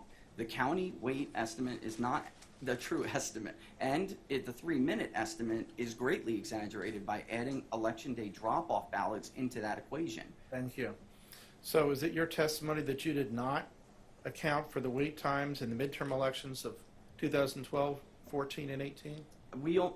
I would just say anything beyond a 4-cycle rolling 4-cycle average, which is what we do, I would not have looked at now. And if I may, there's a reason. No, it's for okay. that. You already answered the question. I have another one. Is it your understanding that Republican vote out on 22 was low Republican vote in 22 was low. No, it was in high. Maricopa County? It was still high. It was. Turnout was very strong for Republicans in Maricopa. And to what do you attribute your opinion that it was very strong? The turnout rates versus the Democratic Party, for instance, Republicans absolutely outvoted Democrats as a turnout rate, 80+%, 80 probably. And I haven't looked at the latest because the numbers have changed, but probably I wouldn't be surprised to hear if it hit mid-80s, while Democrats were much lower. Mid-70s. Mid-70s? Okay. Democrats very, very, very high. 60-some. 69.9. Would you be surprised to hear that? No. Now, you said that you base your opinions in part on the previous voting behavior of the subjects of your survey, correct? Correct. And I believe your early testimony was that you have perceived a difference in voting behavior of people who vote on from the early voting list who vote by mail and people who vote election day. Is that correct? That's correct. And you base that on examining their voting behavior in previous election cycles? It's starting now to become a trend, but I base it on the actual vote totals that we're seeing come in, and that's part also on election day. We do get real-time results at my company, so I can actually see, as Maricopa tabulates, what those election results are. So when I'm going to compare that to our work on the exit poll to see how accurate we were. So, for instance, in Maricopa or statewide, what was Ms. Hobbs's margin when all of the early vote was reported, and we'll go and we'll see how close we are in the exit poll, for instance. So you've based your opinion in part on the previous voting behavior of people who have voted early in Maricopa County as opposed to people who voted on election day. Is that correct? That's correct. And I would. And that's Yeah. the answer. And did you account for a political party or a political campaign urging voters who already are on the permanent early voting list and have their ballots to not turn them in and vote on election day? I did. I did try. I mean, we definitely looked at that. And did you make the assumption that the behavior of voters on the permanent early voting list who have a history of voting early were going to change their behavior in 2022 because now they were going to vote on election day? A great deal of them told us that, yes. So then your assumption that people's behavior tends to be the same, whether they vote early 2 or 3 or 4 cycles back versus 1 year, is non-valid, correct? No, I think you're misinterpreting. I mean, if they're going to vote at all, they're going to vote based on prior behavior. How they vote by method changes a great deal as time goes on. I would say from 2020 on, we're really experiencing a very drastic change in how people, certain groups, are deciding to vote. And I think you testified that in Arizona, or Maricopa County, I don't think you were clear, but according to your results, that vote by mail is getting less and less and less popular. Well, I don't know if we can call that a trend yet, but it does appear from the last 2 cycles that it will be, yes, that's true, just to be. Would it surprise you? Not with everybody. Would it surprise you that early voting popularity has exploded in Arizona? I don't know, what are you basing that on? Data, early voters? Yeah, I would, because the people who registered in the last 2 years, newly registered voters in Maricopa County are registering to vote less as an early vote than had.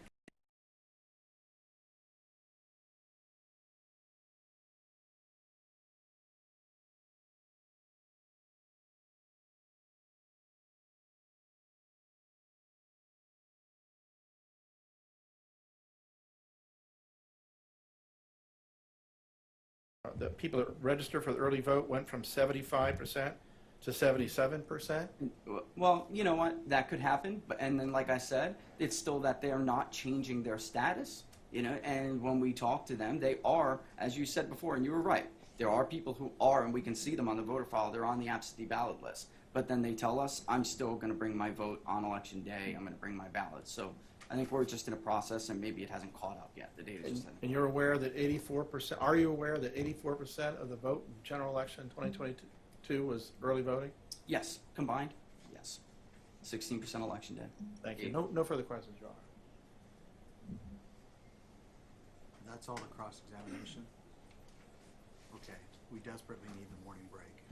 We're 35 minutes or 40 minutes past it, so we'll take a 15-minute recess. We will come back at 5 minutes to 11. All rise.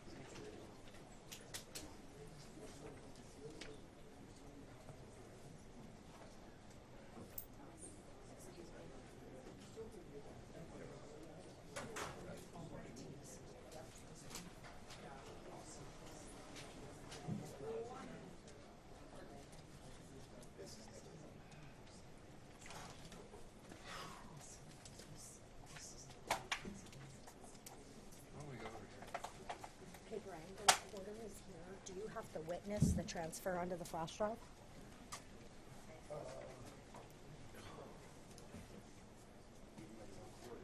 What's that? Better sitting down there just standing up the whole time. You guys want water? No, I'm good, thank you.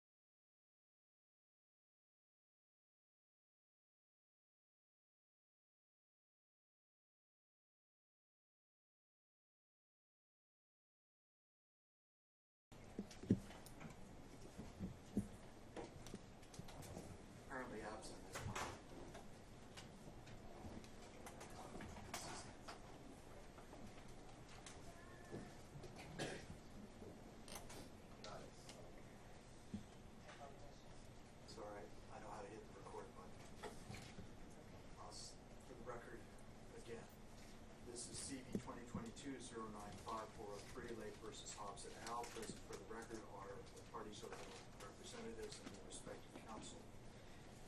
I've been informed that you've addressed the issue with the exhibit, Mr. Blum. Yes, Your Honor. I'm led to understand that it's Exhibit 120 that will be marked, that you complied with my request to have an outside clean thumb drive provided, that the recording has been downloaded to the clean thumb drive that has been played for the defense. Am I correct? You are correct. And you wish to offer that as Exhibit 20 to be admitted into the record, correct? I wish to offer Exhibit 120 to be admitted to the record. Any objection from the defense? Your Honor, beyond the standing objection with respect to the 807 issue, I would also note a foundation and relevance objections. The witness who reportedly received the voicemail never testified about what document was referred to in there and laid no foundation for its admission. Okay, I'll give that the relevance that it's entitled to, but I'm going to admit it over objection. Thank you, Your Honor. All right, Exhibit 120 is admitted. All right. I believe where we left off was the redirect. Yes, Your Honor, I have a few brief questions. Thank you, Mr. Olson. Mr. Barris, has your polling company ever been ranked by any professional organizations? Yes. And which professional organizations ranked your company? Well, it is my understanding it's being ranked by Real Clear Politics right now. The only other bipartisan group, I would say, that has looked at our work thoroughly and ranked it is Election Recon. They're a forecast website. And what was your ranking by Election Recon? Big Data Polls number 2. So your company is ranked number 2? Yes. Out of how many? They look at a lot of polls, only published the top 10. You have to have 4 cycles of polling history to be ranked by them. So a good deal.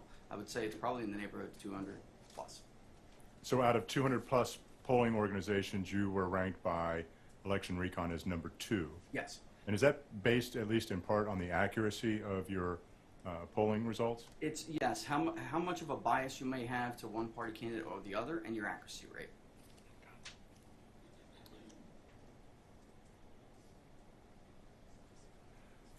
In your cross-examination, counsel asked you a number of questions about hypothetical issues that might have arose on Election Day that could have affected turnout.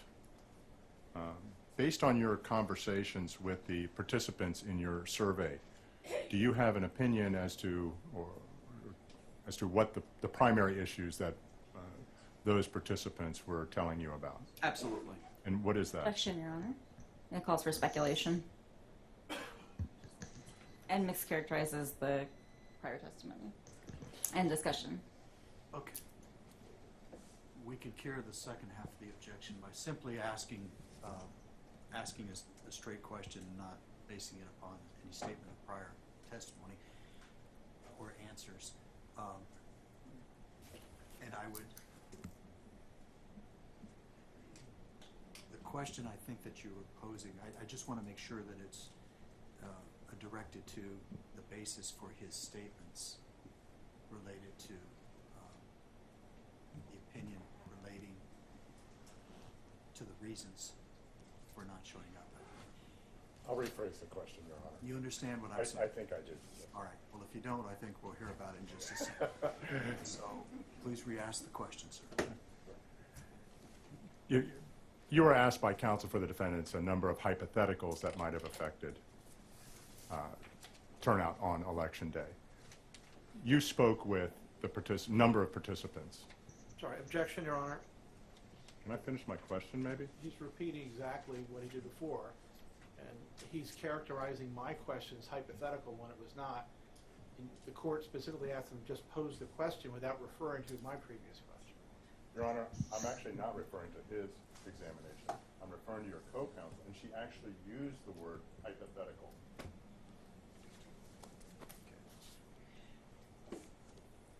I'll overrule it, let you re-ask the question along the lines that you're asking.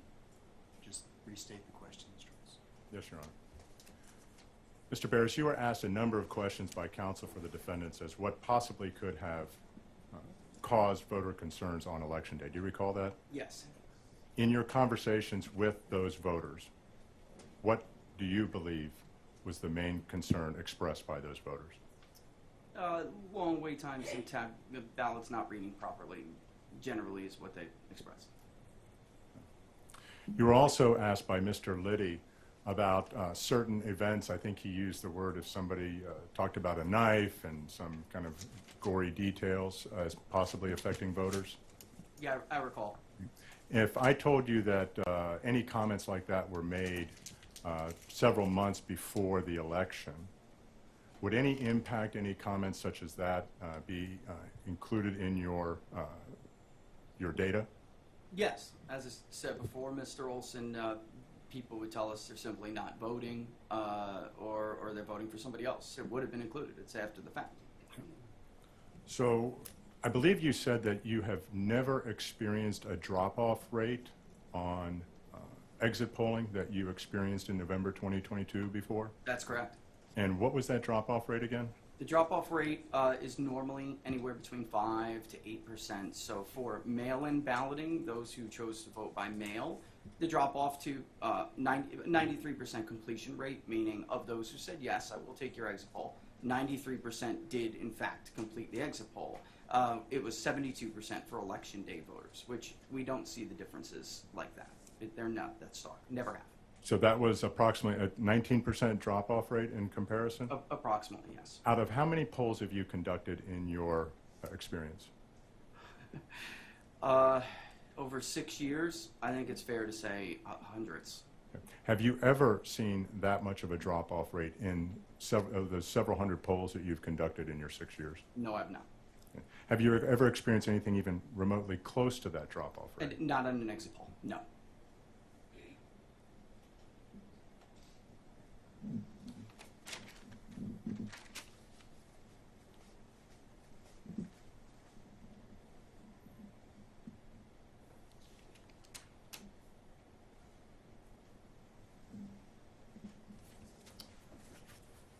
Thank you, Mr. Barris. Your Honor, we have no further questions.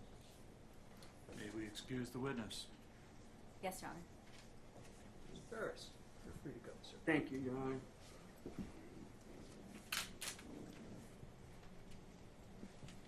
Okay. Counsel, have we attended to all the exhibits that the plaintiff intended to offer? Yes, Your Honor. Okay. Do you have any further witnesses or testimony? No, Your Honor. So the plaintiff rests. Yes, Your Honor. Thank you. Defense. Thank you, Your Honor. We'll call our first witness, who's Kenneth Mayer, and he'll be joining us by the Teams link. Very well.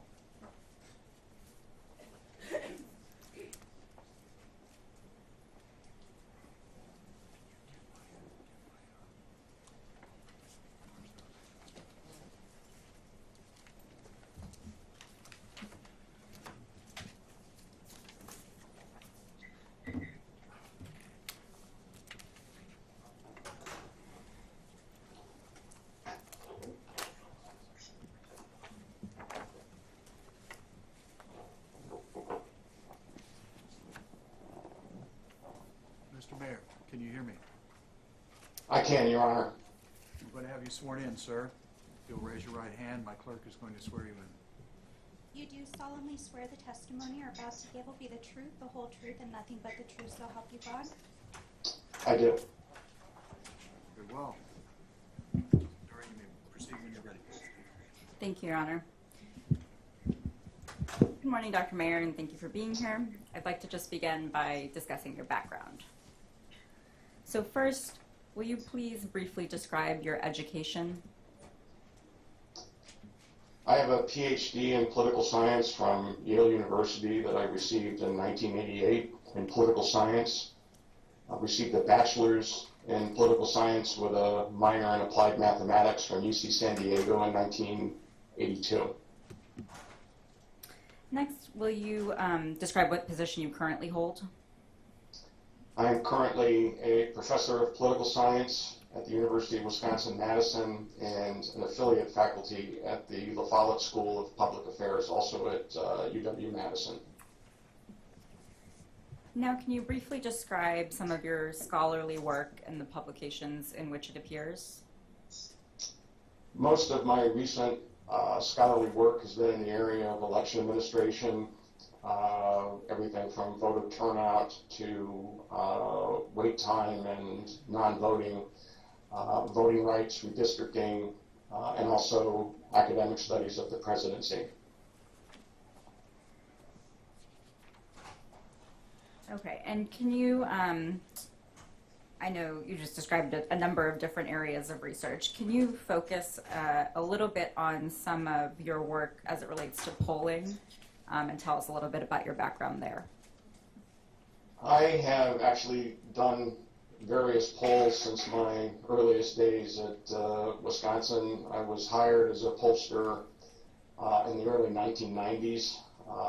I have done work in the last 15 years, surveys of state election officials. I'm on the board or steering committee of a unit here at UW called the Election Research Center, and we've done a number of polls around the Midwest and states in 2016 and 2020.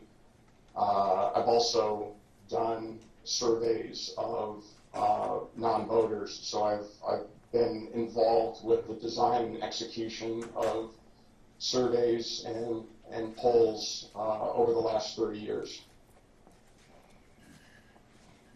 And another sort of relevant to this case area that I would like you to describe some of your background in. Specifically, can you describe some of the work that you have done relating to polling place lines?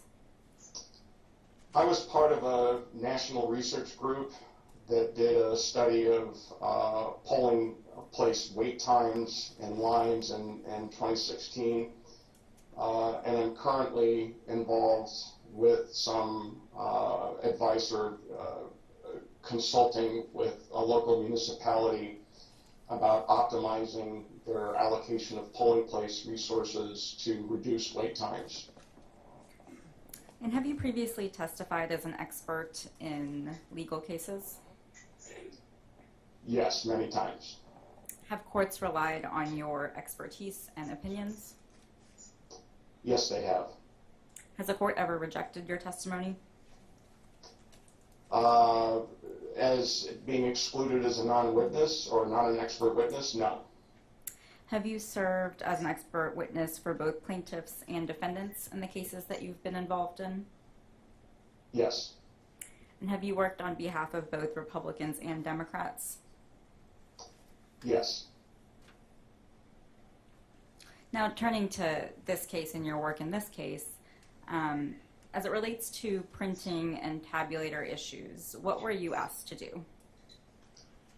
I was asked to evaluate claims that issues at voting centers caused long wait times or had resulted in voters basically walking off or not being able to vote. My analysis was focused on the available data. Did you review the complaint that was filed in this case? Yes, I did. What about any of the attachments to that complaint? I reviewed the attachment with respect to a number of the affidavits that or declarations that voters had filed, and also reviewed the report of Mr. Barris. Have you watched any of the testimony that's been given in this case yesterday and today? Yes. Have you watched all of it? Yes. So as it relates to the question that you analyze, what is sort of your high-level opinion? My high-level opinion is that all of the claims that were made in the complaint about the effects of voter wait times, the claims of disenfranchisement, claims of a disproportionate effect on Republicans and late voters, that they are all based on pure speculation, that there's simply no data to support any of those claims, and actually quite a bit of data that suggests that those things actually did not happen. Okay, let's now discuss sort of the specifics of what you base your opinion on. Are you familiar with reconciliation and provisional vote data? Yes. Just generally, what is that? So in this context, reconciliation data typically refers to comparing data on the number of voters who check in at a polling place and the number of ballots that are cast. Provisional vote data, there are a number of circumstances in which people will present at a polling place and for one reason or another there are questions about their eligibility, and rather than turn them away after the Help America Vote Act in 2002, polling places are required to let them vote provisionally. They cast a ballot, and then after Election Day, election officials try to figure out whether or not they were eligible. And if they're eligible, if they find out or conclude that those voters are eligible, the ballots are counted. Otherwise, they're rejected. And what about reconciliation data? What is that? Well, that's the comparison of check-ins and ballots, which will provide information if there are people who check in at a polling place. When they check in, they show their ID, they identify themselves, and the number of ballots that are cast, and those numbers should line up or be close.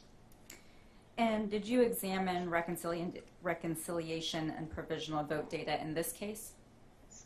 I examined the summary data reported by Maricopa County. And what did that data show?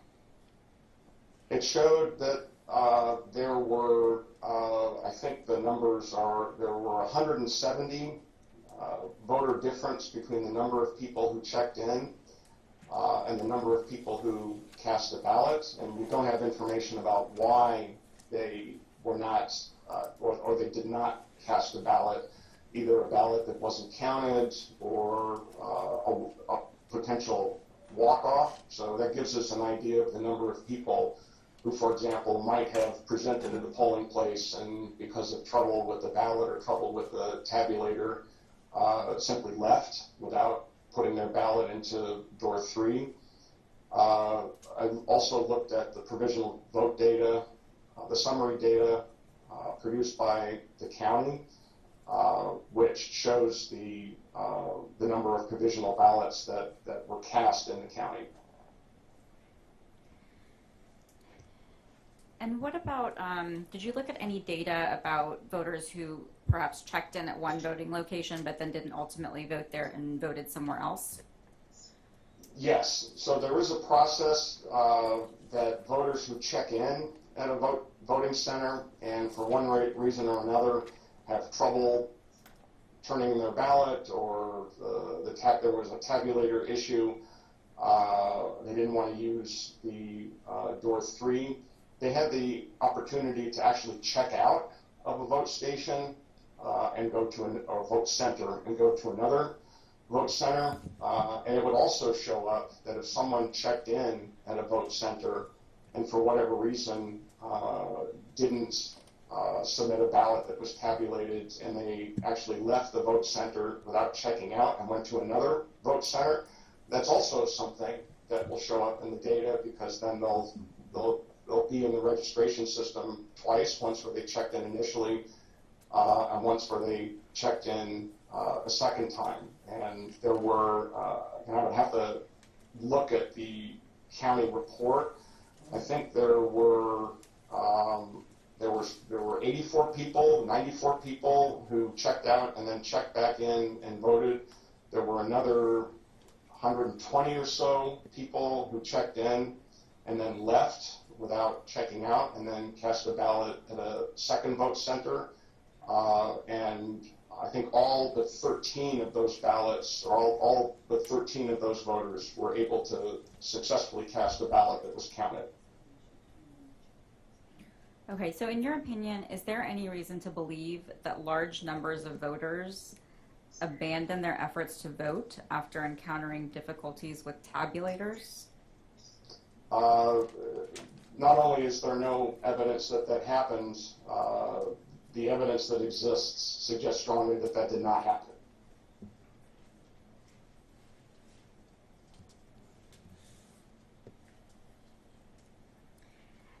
And I think you mentioned this already, but the voters who perhaps did encounter an issue with a tabulator, did they have another option of how to submit their ballot for counting? Yes, they could have submitted them into what Arizona calls door number 3, which is just a storage area within the tabulator that the voter submits their ballot, and then it is later either tabulated at a tabulator at a central location, or if it's not readable or there's an issue with the pens or the ambiguity of the mark, it's duplicated and then tabulated. So there was a fail-safe option for voters who could not get their ballot to be read by a tabulator at a vote center. In your experience with election administration and your work, are things like tabulator malfunction something that can happen in elections? Yes, it happens. I want to make sure it is one of the most common issues that arises in the work on election day operations that I have studied. And is it possible for issues with tabulators to occur even when election officials follow best practices? Yes, it can happen for reasons that are not anticipatable. It can be just sort of machine breakdowns or the sorts of things that are hard to predict.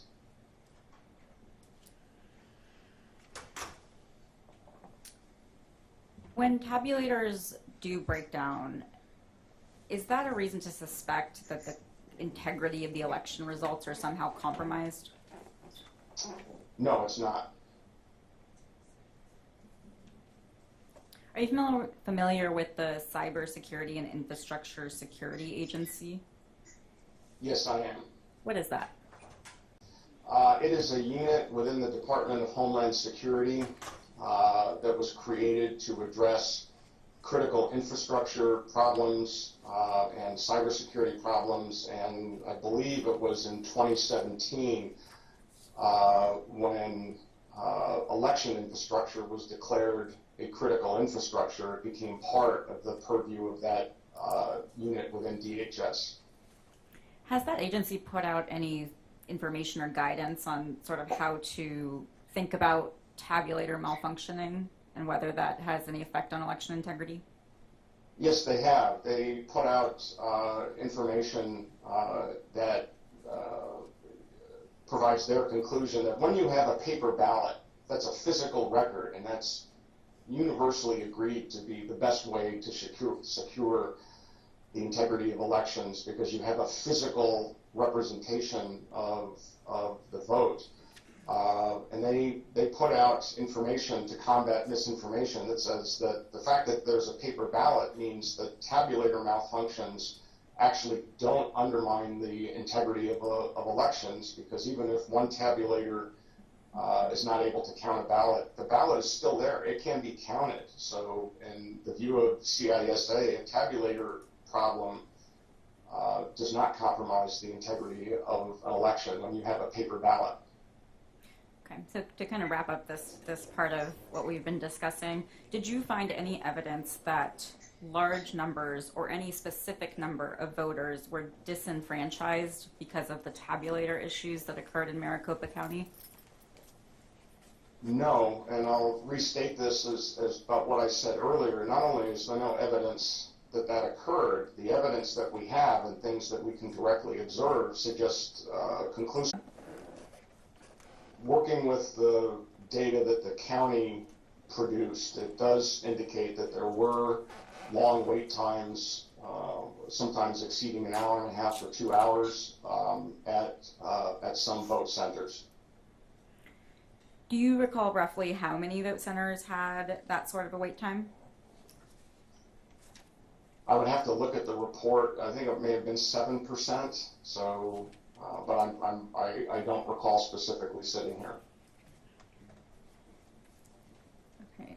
Can we pull up what's been marked as Defendant's Exhibit 2? I'm sorry, Exhibit 1.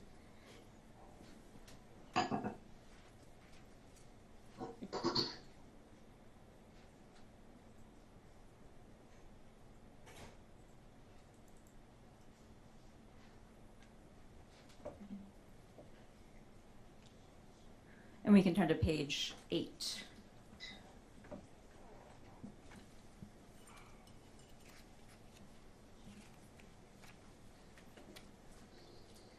And we can focus in on the paragraph that starts in 2022. Dr. Mayer, looking at this, does this refresh your recollection about sort of the specific numbers about reported wait times in Maricopa?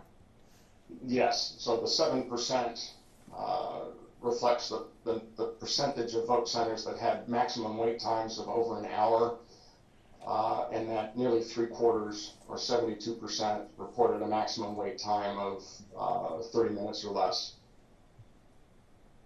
What's your understanding of how Maricopa County measured the vote times? My recollection is that the process was described in the 2022 election plan, that they were monitoring the number of voters who were checking in over time at vote centers, and then were actually counting the number of people waiting in line at regular intervals. I think it was 15 minutes. Have you heard testimony today or yesterday that the vote times reported by Maricopa were inaccurate? Yes. And what's your understanding of the kind of evidence that forms the basis for that testimony? So my understanding is that some of the evidence comes from declarations or affidavits that were submitted by people who were in vote centers, and also the testimony of Mr. Sunklar yesterday afternoon, when he testified that he observed, and other people who told him that they observed long wait times at more vote centers than what the county data reported. And based on your experience, how does that kind of sort of self-reporting or one-off statements, how does that compare to the type of systematic monitoring that you described that Maricopa did? Well, one of the things that we know in this research that I've been involved with is that estimating or calculating voter wait times is not a completely straightforward process. You can't just look at a line by itself and estimate the line or the wait time from looking at a line. You have to go through a systematic process of looking at the throughput, or the number of people that, in this case, a vote center can process in a given amount of time, and you have to do it regularly. In the research that I was involved with in 2016, we had people observing polling places at precincts and locations all over the country, and we trained the observers that the way that you estimate the vote time and processing time is that you have to systematically pick every fourth, every eighth, some regular number of voters. You have to count the number of people waiting in line. You have to time it with a stopwatch or a digital timer on a phone or a watch. It's not something that you can estimate by just kind of eyeballing it. It needs to be systematic. And my conclusion from comparing the way that the county estimated vote times in those self-reports, that my conclusion is that the county method is likely to have been more reliable than the self-reports. Are there any issues with self-reporting specifically that can affect how reliable those sorts of estimates are? Yes, there's actually a long literature, not just on line length and wait time for elections, but this is something that businesses are concerned about. One of the things that research shows is that even someone's perception of how long they have been waiting in line is frequently not accurate, and it can be affected by their frustration and expectations. Someone may feel or report that they've been waiting in line longer than they actually have when it conflicts with what they think ought to have happened. So there are a lot of ways in which non-systematic or impressionistic reports of wait times can be less accurate than systematic evaluation or estimation or calculation of wait times.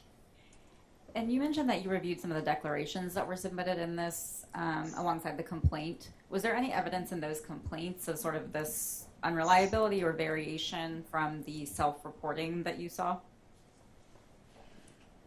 One of the things that I noticed in those reports is that there were very, very wide variation in reports of the number of people who were waiting in line and how that correlated with wait times. There were some reports that said that someone at a vote center counted a line of 35 to 100 people with a wait time of an hour and a half. Other reports that a line was 500 people long and with an hour wait time. People were giving ranges of line lengths from 250 to 500, 35 to 100, 100 to 250. There's lots of variation. And again, you can count the number of people in line, but it actually is, it's more difficult to do that when you're just kind of estimating it. So there was wide variation in the reports of line length and wide variation in how line length was the claims that a particular line length led to a particular wait time. Thank you. So now I'd like to move on to Mr. Barris and the testimony that was given this morning and the report that you reviewed.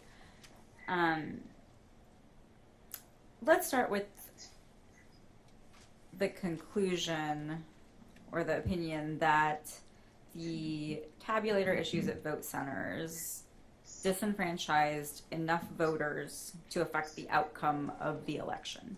Do you agree with that conclusion?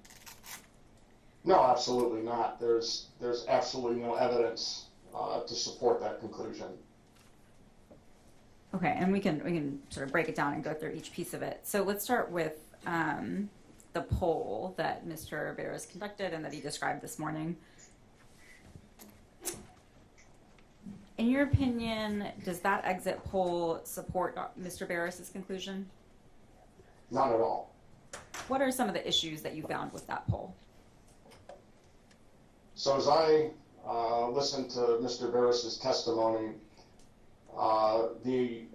virtually the entirety of his conclusion rests on the inference that because people in his exit poll, because people who said they were going to vote didn't respond to his poll, that he is making the assumption that every one of those people who didn't respond to his poll tried to vote or didn't vote because they were disenfranchised, that he's essentially taking that non-response rate and he's assuming that every person in his poll who didn't actually respond to his poll didn't vote because of tabulator problems. And there are about 5 logical leaps that you have to go through to get from that premise to the conclusion. And there's just no evidence to support that contention. It's just a series of assumptions and speculation. Can you give some examples of other reasons that somebody might not have ended up responding to that poll? One of the reasons is that people often say they're going to vote when they are not going to, when they don't vote. There's research from 20 years ago that shows that when you validate vote records, and again, when you are doing an exit poll or you're connecting with a voter or a registrant because of being able to identify them in a voter file, you know who they are, and you can follow up and see if they actually voted. And there's research from sort of the early 2000s that show that sometimes 25-30% of people who say they're going to vote actually don't vote. So that's one possibility, is that the people who said that they were going to vote didn't vote. So that's one possibility.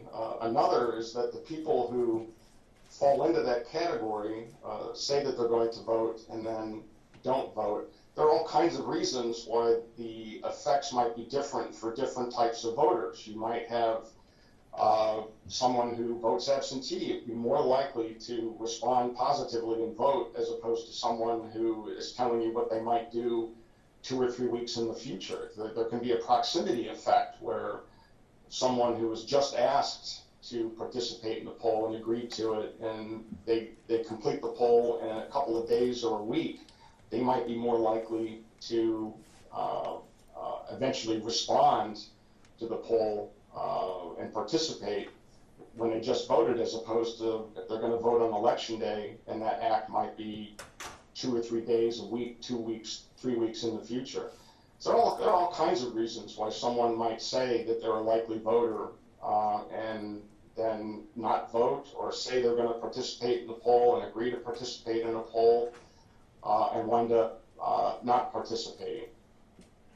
Based on your experience, if a poll had an unexpected non-response rate, what would that tell you about the poll? Well, the first thing that I would think of if I had that kind of differential non-response rate is that I would worry that there was something wrong with the poll, that there was something about the sample, something about the selection criteria, something about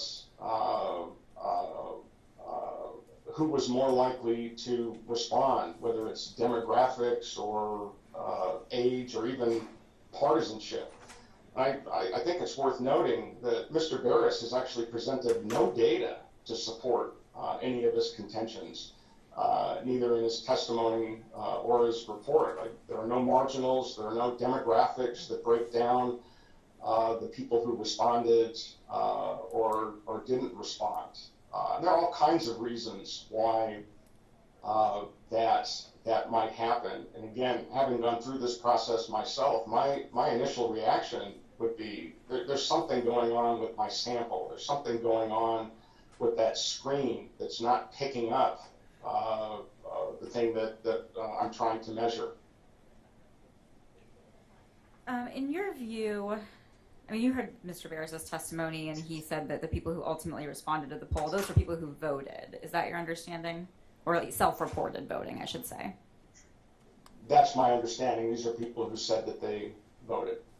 What's your opinion on drawing conclusions about non-voters based on polls of voters? My conclusion is that you shouldn't do it. When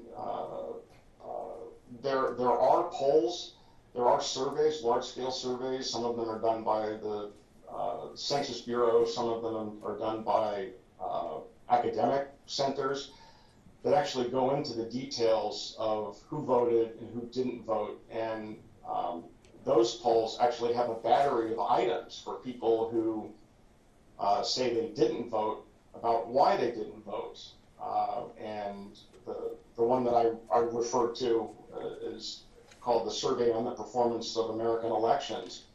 It actually has a 13-item battery that goes into why people didn't vote, that they weren't interested, they weren't registered, the lines were too long, it was raining, they had lacked transportation. There are all kinds of reasons, but I don't think, in my view, it's decidedly improper or wrong to make inferences about why people didn't vote by asking questions of people who did vote. Let's shift gears a little bit and talk about some of the specific calculations that Mr. Barris did. Mr. Barris gave some testimony about what would happen if overall turnout had been 2.5% higher, or some range, some, I guess, undefined range higher. In your opinion, is there any reasonable basis for Mr. Barris' selection of 2.5%, or any range? Well, I mean, going by what Mr. Barris said in his report, is that he picked 2.5% because that is the number that would generate, in his view, uncertainty about the outcome. There's just no basis for that. He's picking that number out of the air. There just is zero basis for speculating that turnout might have been. And you know, he's presenting this as a what if, but it's not just a what if. He's presenting this as a possible scenario to shed doubt on the outcome. And there's just no basis for that number. And there's also a little bit of sleight of hand that he did in doing the calculation, because the 2.5%, he thinks, well, what if 2.5% of voters, turnout overall increased by 2.5%? Well, he's assuming that every one of those 2.5% would vote like an election day voter. And there's just no basis for that. If he wants to say that turnout will go up by 2.5%, well, fine. But those voters, most of them will vote early or absentee. Some of them will vote on election day. If you want to speculate that turnout goes up by 2.5 or 5% or 10%, you would have to assume that those voters would vote like the ones who have already voted. So, not only is there no basis for that 2.5% figure, he's doing his math incorrectly about how he thinks those people would vote. So kind of putting aside the kind of fundamental flaws that you just described with Mr. Barris's process, can you talk a little bit about the actual calculation he did using that 2.5% and any issues that you see with that calculation? Sure, that he speculated. So this is all just a counterfactual that he's making up, and asking what would happen if 2.5% more people voted. He's applying that 2.5% to the total number of people who voted in Maricopa County. So he's counting election day voters, early voters, people who dropped off, the total number of voters. When what you would have to do, if you were thinking about what a 2.5% election day turnout difference would make, you would have to think about who hasn't voted, taking the population, the registered voters minus the people who have voted absentee or early, minus the people who voted on election day, minus the people who dropped off their ballots on election day, minus the people who voted provisionally. And that gets you down to about 900,000 voters. And so if he wants to speculate about what a 2.5% turnout increase might be, that's the population that you would have to look at. So, and again, that's not 39,000, which is his top level result. That's about 21,000 and change. So total election day turnout was about 250,000 people. Had there been 39,000 more voters, what sort of increase in election day turnout are we talking about there? That would be about a 16% increase in election day turnout.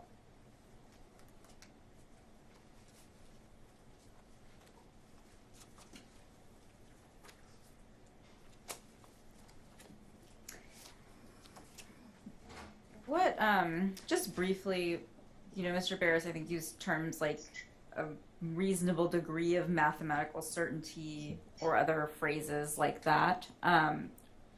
What are your thoughts on those sorts of qualifications or modifiers, I guess? Well, reasonable degree of mathematical certainty is actually a term that has no meaning. It's not something that is used in academic work. It's something that the National Institutes of Standards and Technology, the federal agency, says you shouldn't use because it doesn't convey any actual meaning. And I think what Mr. Barris is doing is he's relying on jargon to give a veneer of scientific precision to his calculations, again, that there's no basis for. So it's a phrase that doesn't have any real meaning. And getting close to the end here, are you familiar with big data poll? I had not heard of them before my work on this case. Through your work on this case, what's your general impression of how they're regarded in the polling community? Well, again, 538 gives them a failing grade and excludes them. And again, they do that because of either lack of transparency about methods, inaccurate methods, or accuracy. So based on that and the evaluation of the pollsters who are in that group, about 490 pollsters, based on that, my conclusion is that they are not well regarded by the professional polling community. Okay, and I think last question for you from me. You've already said that you've watched all the testimony given at this trial. Based on everything that you have seen and heard, in your opinion, is there any reason to believe that the tabulator issue on Election Day in Maricopa County prevented or discouraged enough voters sufficient to change the outcome of the election? No, and again, not only is there no reason to think that that had happened, the available data suggests conclusively that that did not happen. Thank you, Dr. Mayer. That's all from me, and now the Plaintiff's Counsel will probably ask you some questions.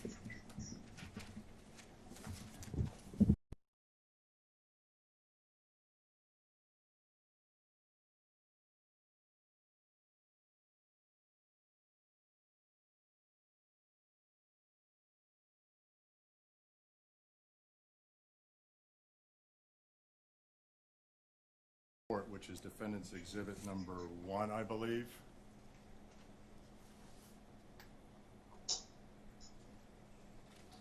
So I just said, Counsel, I can't see you.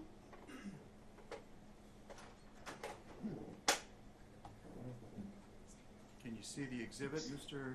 Mayor? Dr. Mayer, please. I'm sorry. I apologize. Dr. Mayer, can you see the exhibit, sir? No, Your Honor, I can't. I don't have an iPad.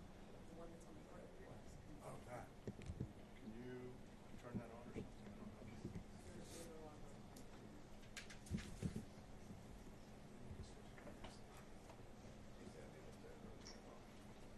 I can see it now. Okay, good. Thank you, sir. All right, Mr. Mayor. Let me read you the first paragraph of your report. You state, and you drafted this report before the court sustained the certain claims in this complaint, correct? I'm sorry, I don't understand the question. What date did you draft this report? I believe I submitted this report on Monday, the 19th.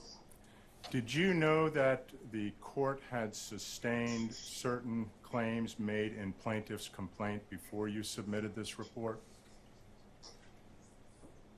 No. Okay. So in your report, you state in the third paragraph, the allegations are reminiscent of false claims made about the 2020 election, in which former President Donald Trump and his supporters made absurd arguments about election fraud in multiple states, including Arizona. As was repeatedly found by federal and state courts all over the country, those claims were based on completely unreliable data and evidence and contorted basic facts about election administration into fanciful conspiracy theories. You see that, sir? I actually can't see that in...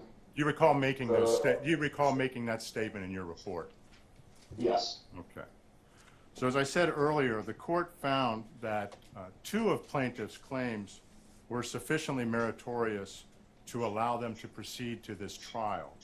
Is it still your contention that these 2 claims are absurd, fanciful conspiracy theories?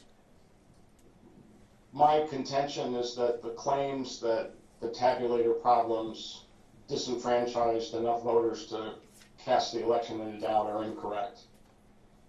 Well, you made a number of assumptions or arguments in your report, such as on signature verification as well, didn't you? Yes. Okay. Are you a signature verification expert? No. My conclusions were based on data on signature rejection rates. No. Did you ever review the 6,000 examples of mismatched signatures that plaintiffs put forward to the court?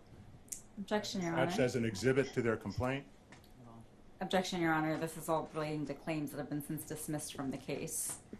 And we're not part of the direct examination or anything that Mr. Mayer has testified to today. Okay, scope of cross isn't going to apply. Relevance. Your Honor, he submitted this report. He is making a number of arguments and opinions on issues, and this goes to his bias.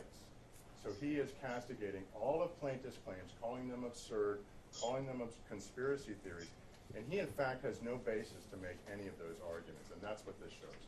Okay, hold on. The report isn't in evidence. Nobody's offered it in evidence. And frankly, it's not coming into evidence, as none of your experts' claims or reports are in evidence. So, you're the one the door wasn't opened for, so to speak, as to those issues. You're addressing credibility. Yes, Your Honor. By going into the counts that were dismissed. So,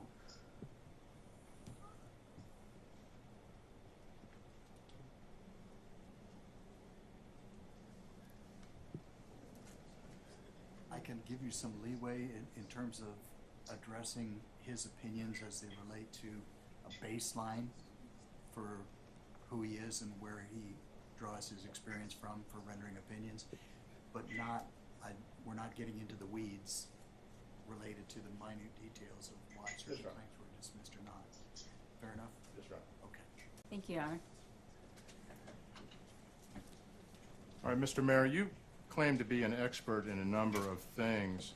I'm curious, as an expert, is it important to rely on relevant data before you render an opinion? Yes. Okay. And in terms of signature verification, plaintiffs submitted over 5,000 examples of mismatched signatures. Did you review any of that data before you criticized plaintiffs' claims regarding signature verification?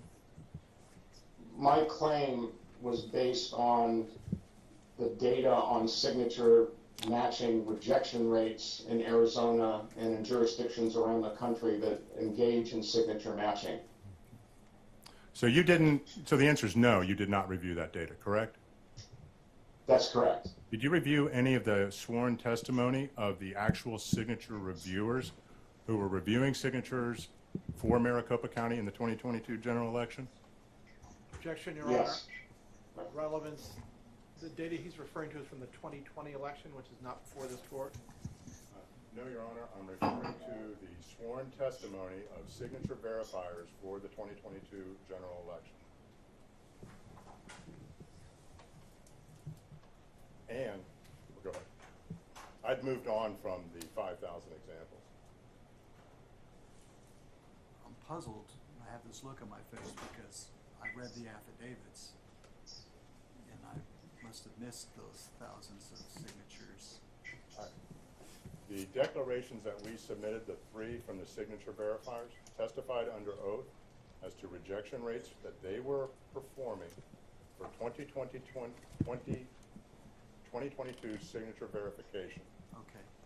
Now, granted, now with that explanation, I understand what you're asking, but that wasn't what you asked. I'll rephrase With all that. respect, I think if you were talking about did he review the affidavits of people who reviewed signatures in the 2022 election, you can proceed. Yep. Thank you, sir. Mr. Mayor, did you review the declarations of the 3 signature verifiers for the 2022 process in Maricopa County? I believe I did. And do you recall those witnesses testifying to rejection rates that they were performing and observed between 20 and, say, 40%?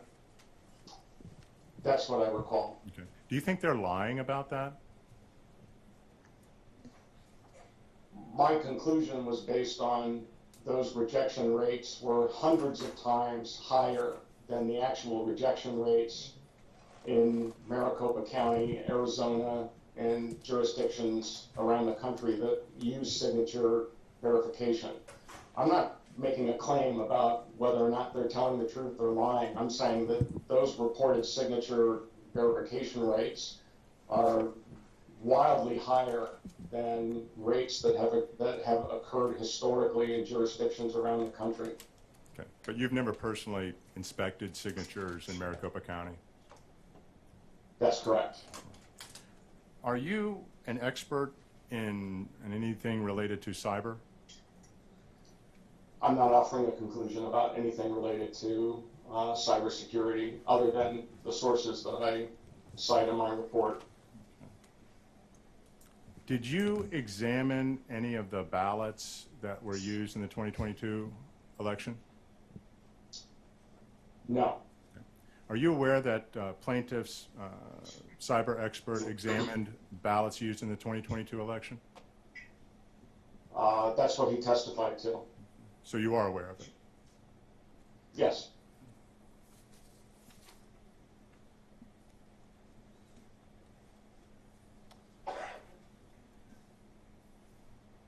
Were you in Maricopa County on election day?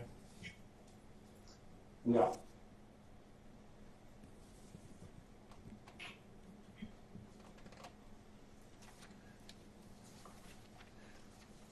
So you didn't observe any of the events that occurred on election day? That's correct. You gave some testimony on the reported wait times of Maricopa County. Do you recall that? Yes. What did you do to verify the accuracy of Maricopa County's data?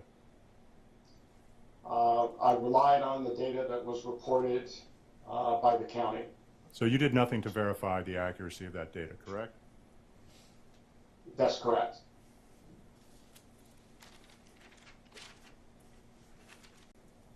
Is it fair to say that wait lines at various vote centers could vary in the rate of movement? I'm sorry, can you ask that again? So you can have varying rates of movement within wait lines at different vote center locations, correct?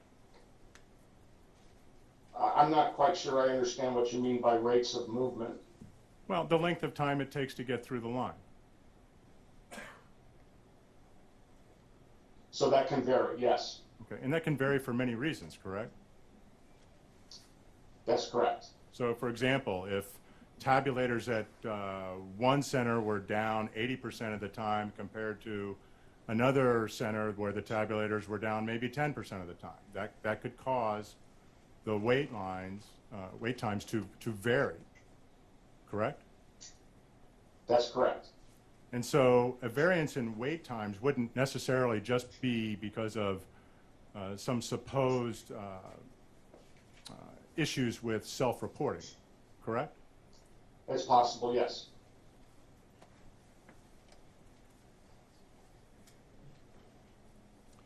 You had asked some questions about the 2.5% that Mr. Barris referred to in terms of the projected increase in overall turnout. Do you recall that?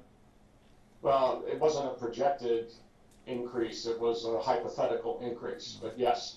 Are you aware that the county in their 2022 general election plan made 2 forecasting models for turnout on election day? Yes. Okay. And are you aware that the one model projected around, I think, 290,000 as the turnout on election day? Yes. And are you aware that the other model projected somewhere around, I think, 250,000 on election day? Yes. What's the, that's about roughly a 40,000 voter difference, correct? 290 That's minus correct. 250. What's the percentage on the overall turnout of that 40,000 delta? Approximately? So you're asking what's 40,000 divided by total turnout in Maricopa County? Yes, for 2022. I mean, I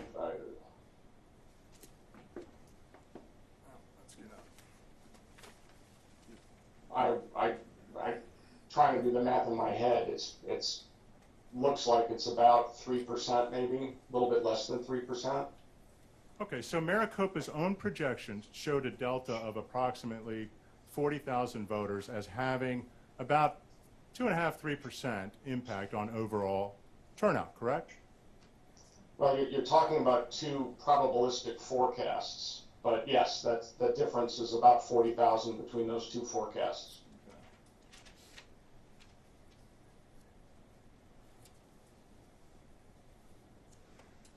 You testified that it's speculative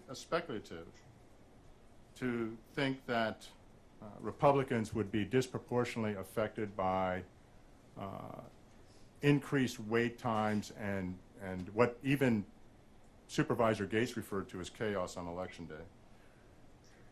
Is that your testimony?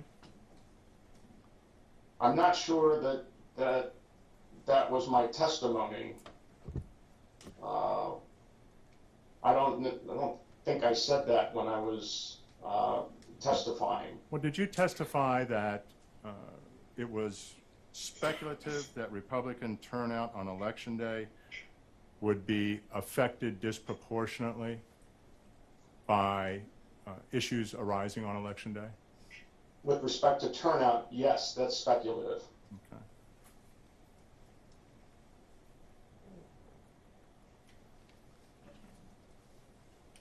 Would you agree that Republicans turn out on Election Day for the 2022 general election in Maricopa at least a 3-to-1 ratio compared to Democrats? Well, I would phrase it differently, that of those who turn out on Election Day, those are more likely to be Republicans. I'm not sure if the breakdown in their vote was 3-to-1. So you don't know what the ratio is? Well, you could look at it with what the vote actually was. Mm-hmm. Do you know what the vote actually was? The ratio between Republicans and Democrats on Election Day? Specifically with regard to Election Day turnout, Yes. I think it was in the range of 70%, but I'm not certain what the precise figure is. So 70% favoring Republicans to Democrats? Well, in terms of the vote.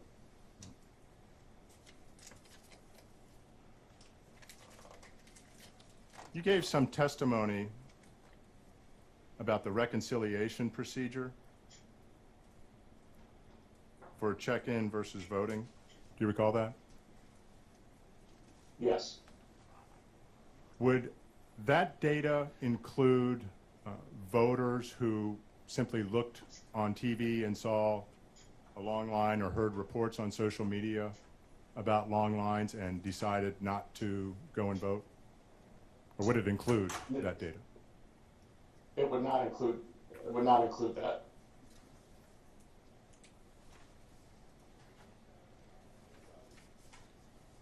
Thank you. I have no further questions.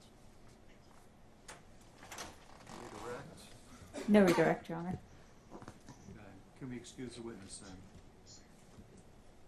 then? Yes, Your Honor.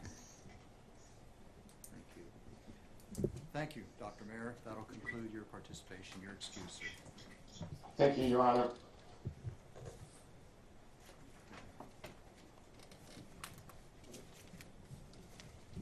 All right. We'll take the noon recess until 1 o'clock. We'll resume at that time. All right.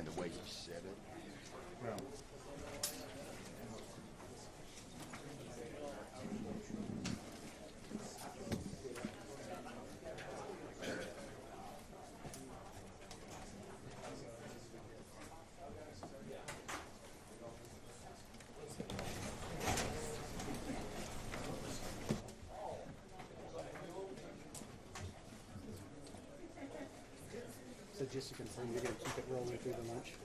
Yeah. Awesome. Almost forgot to put my extra battery on. Otherwise you would have died. They tried to tell me that the other day, but I got on the plug.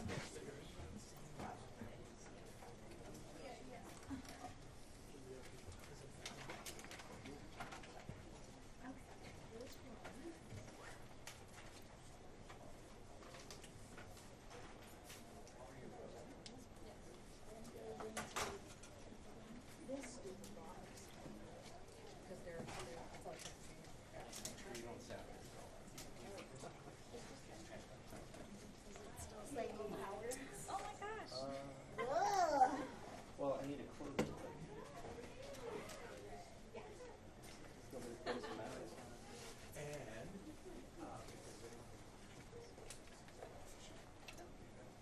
If there's not, that's great.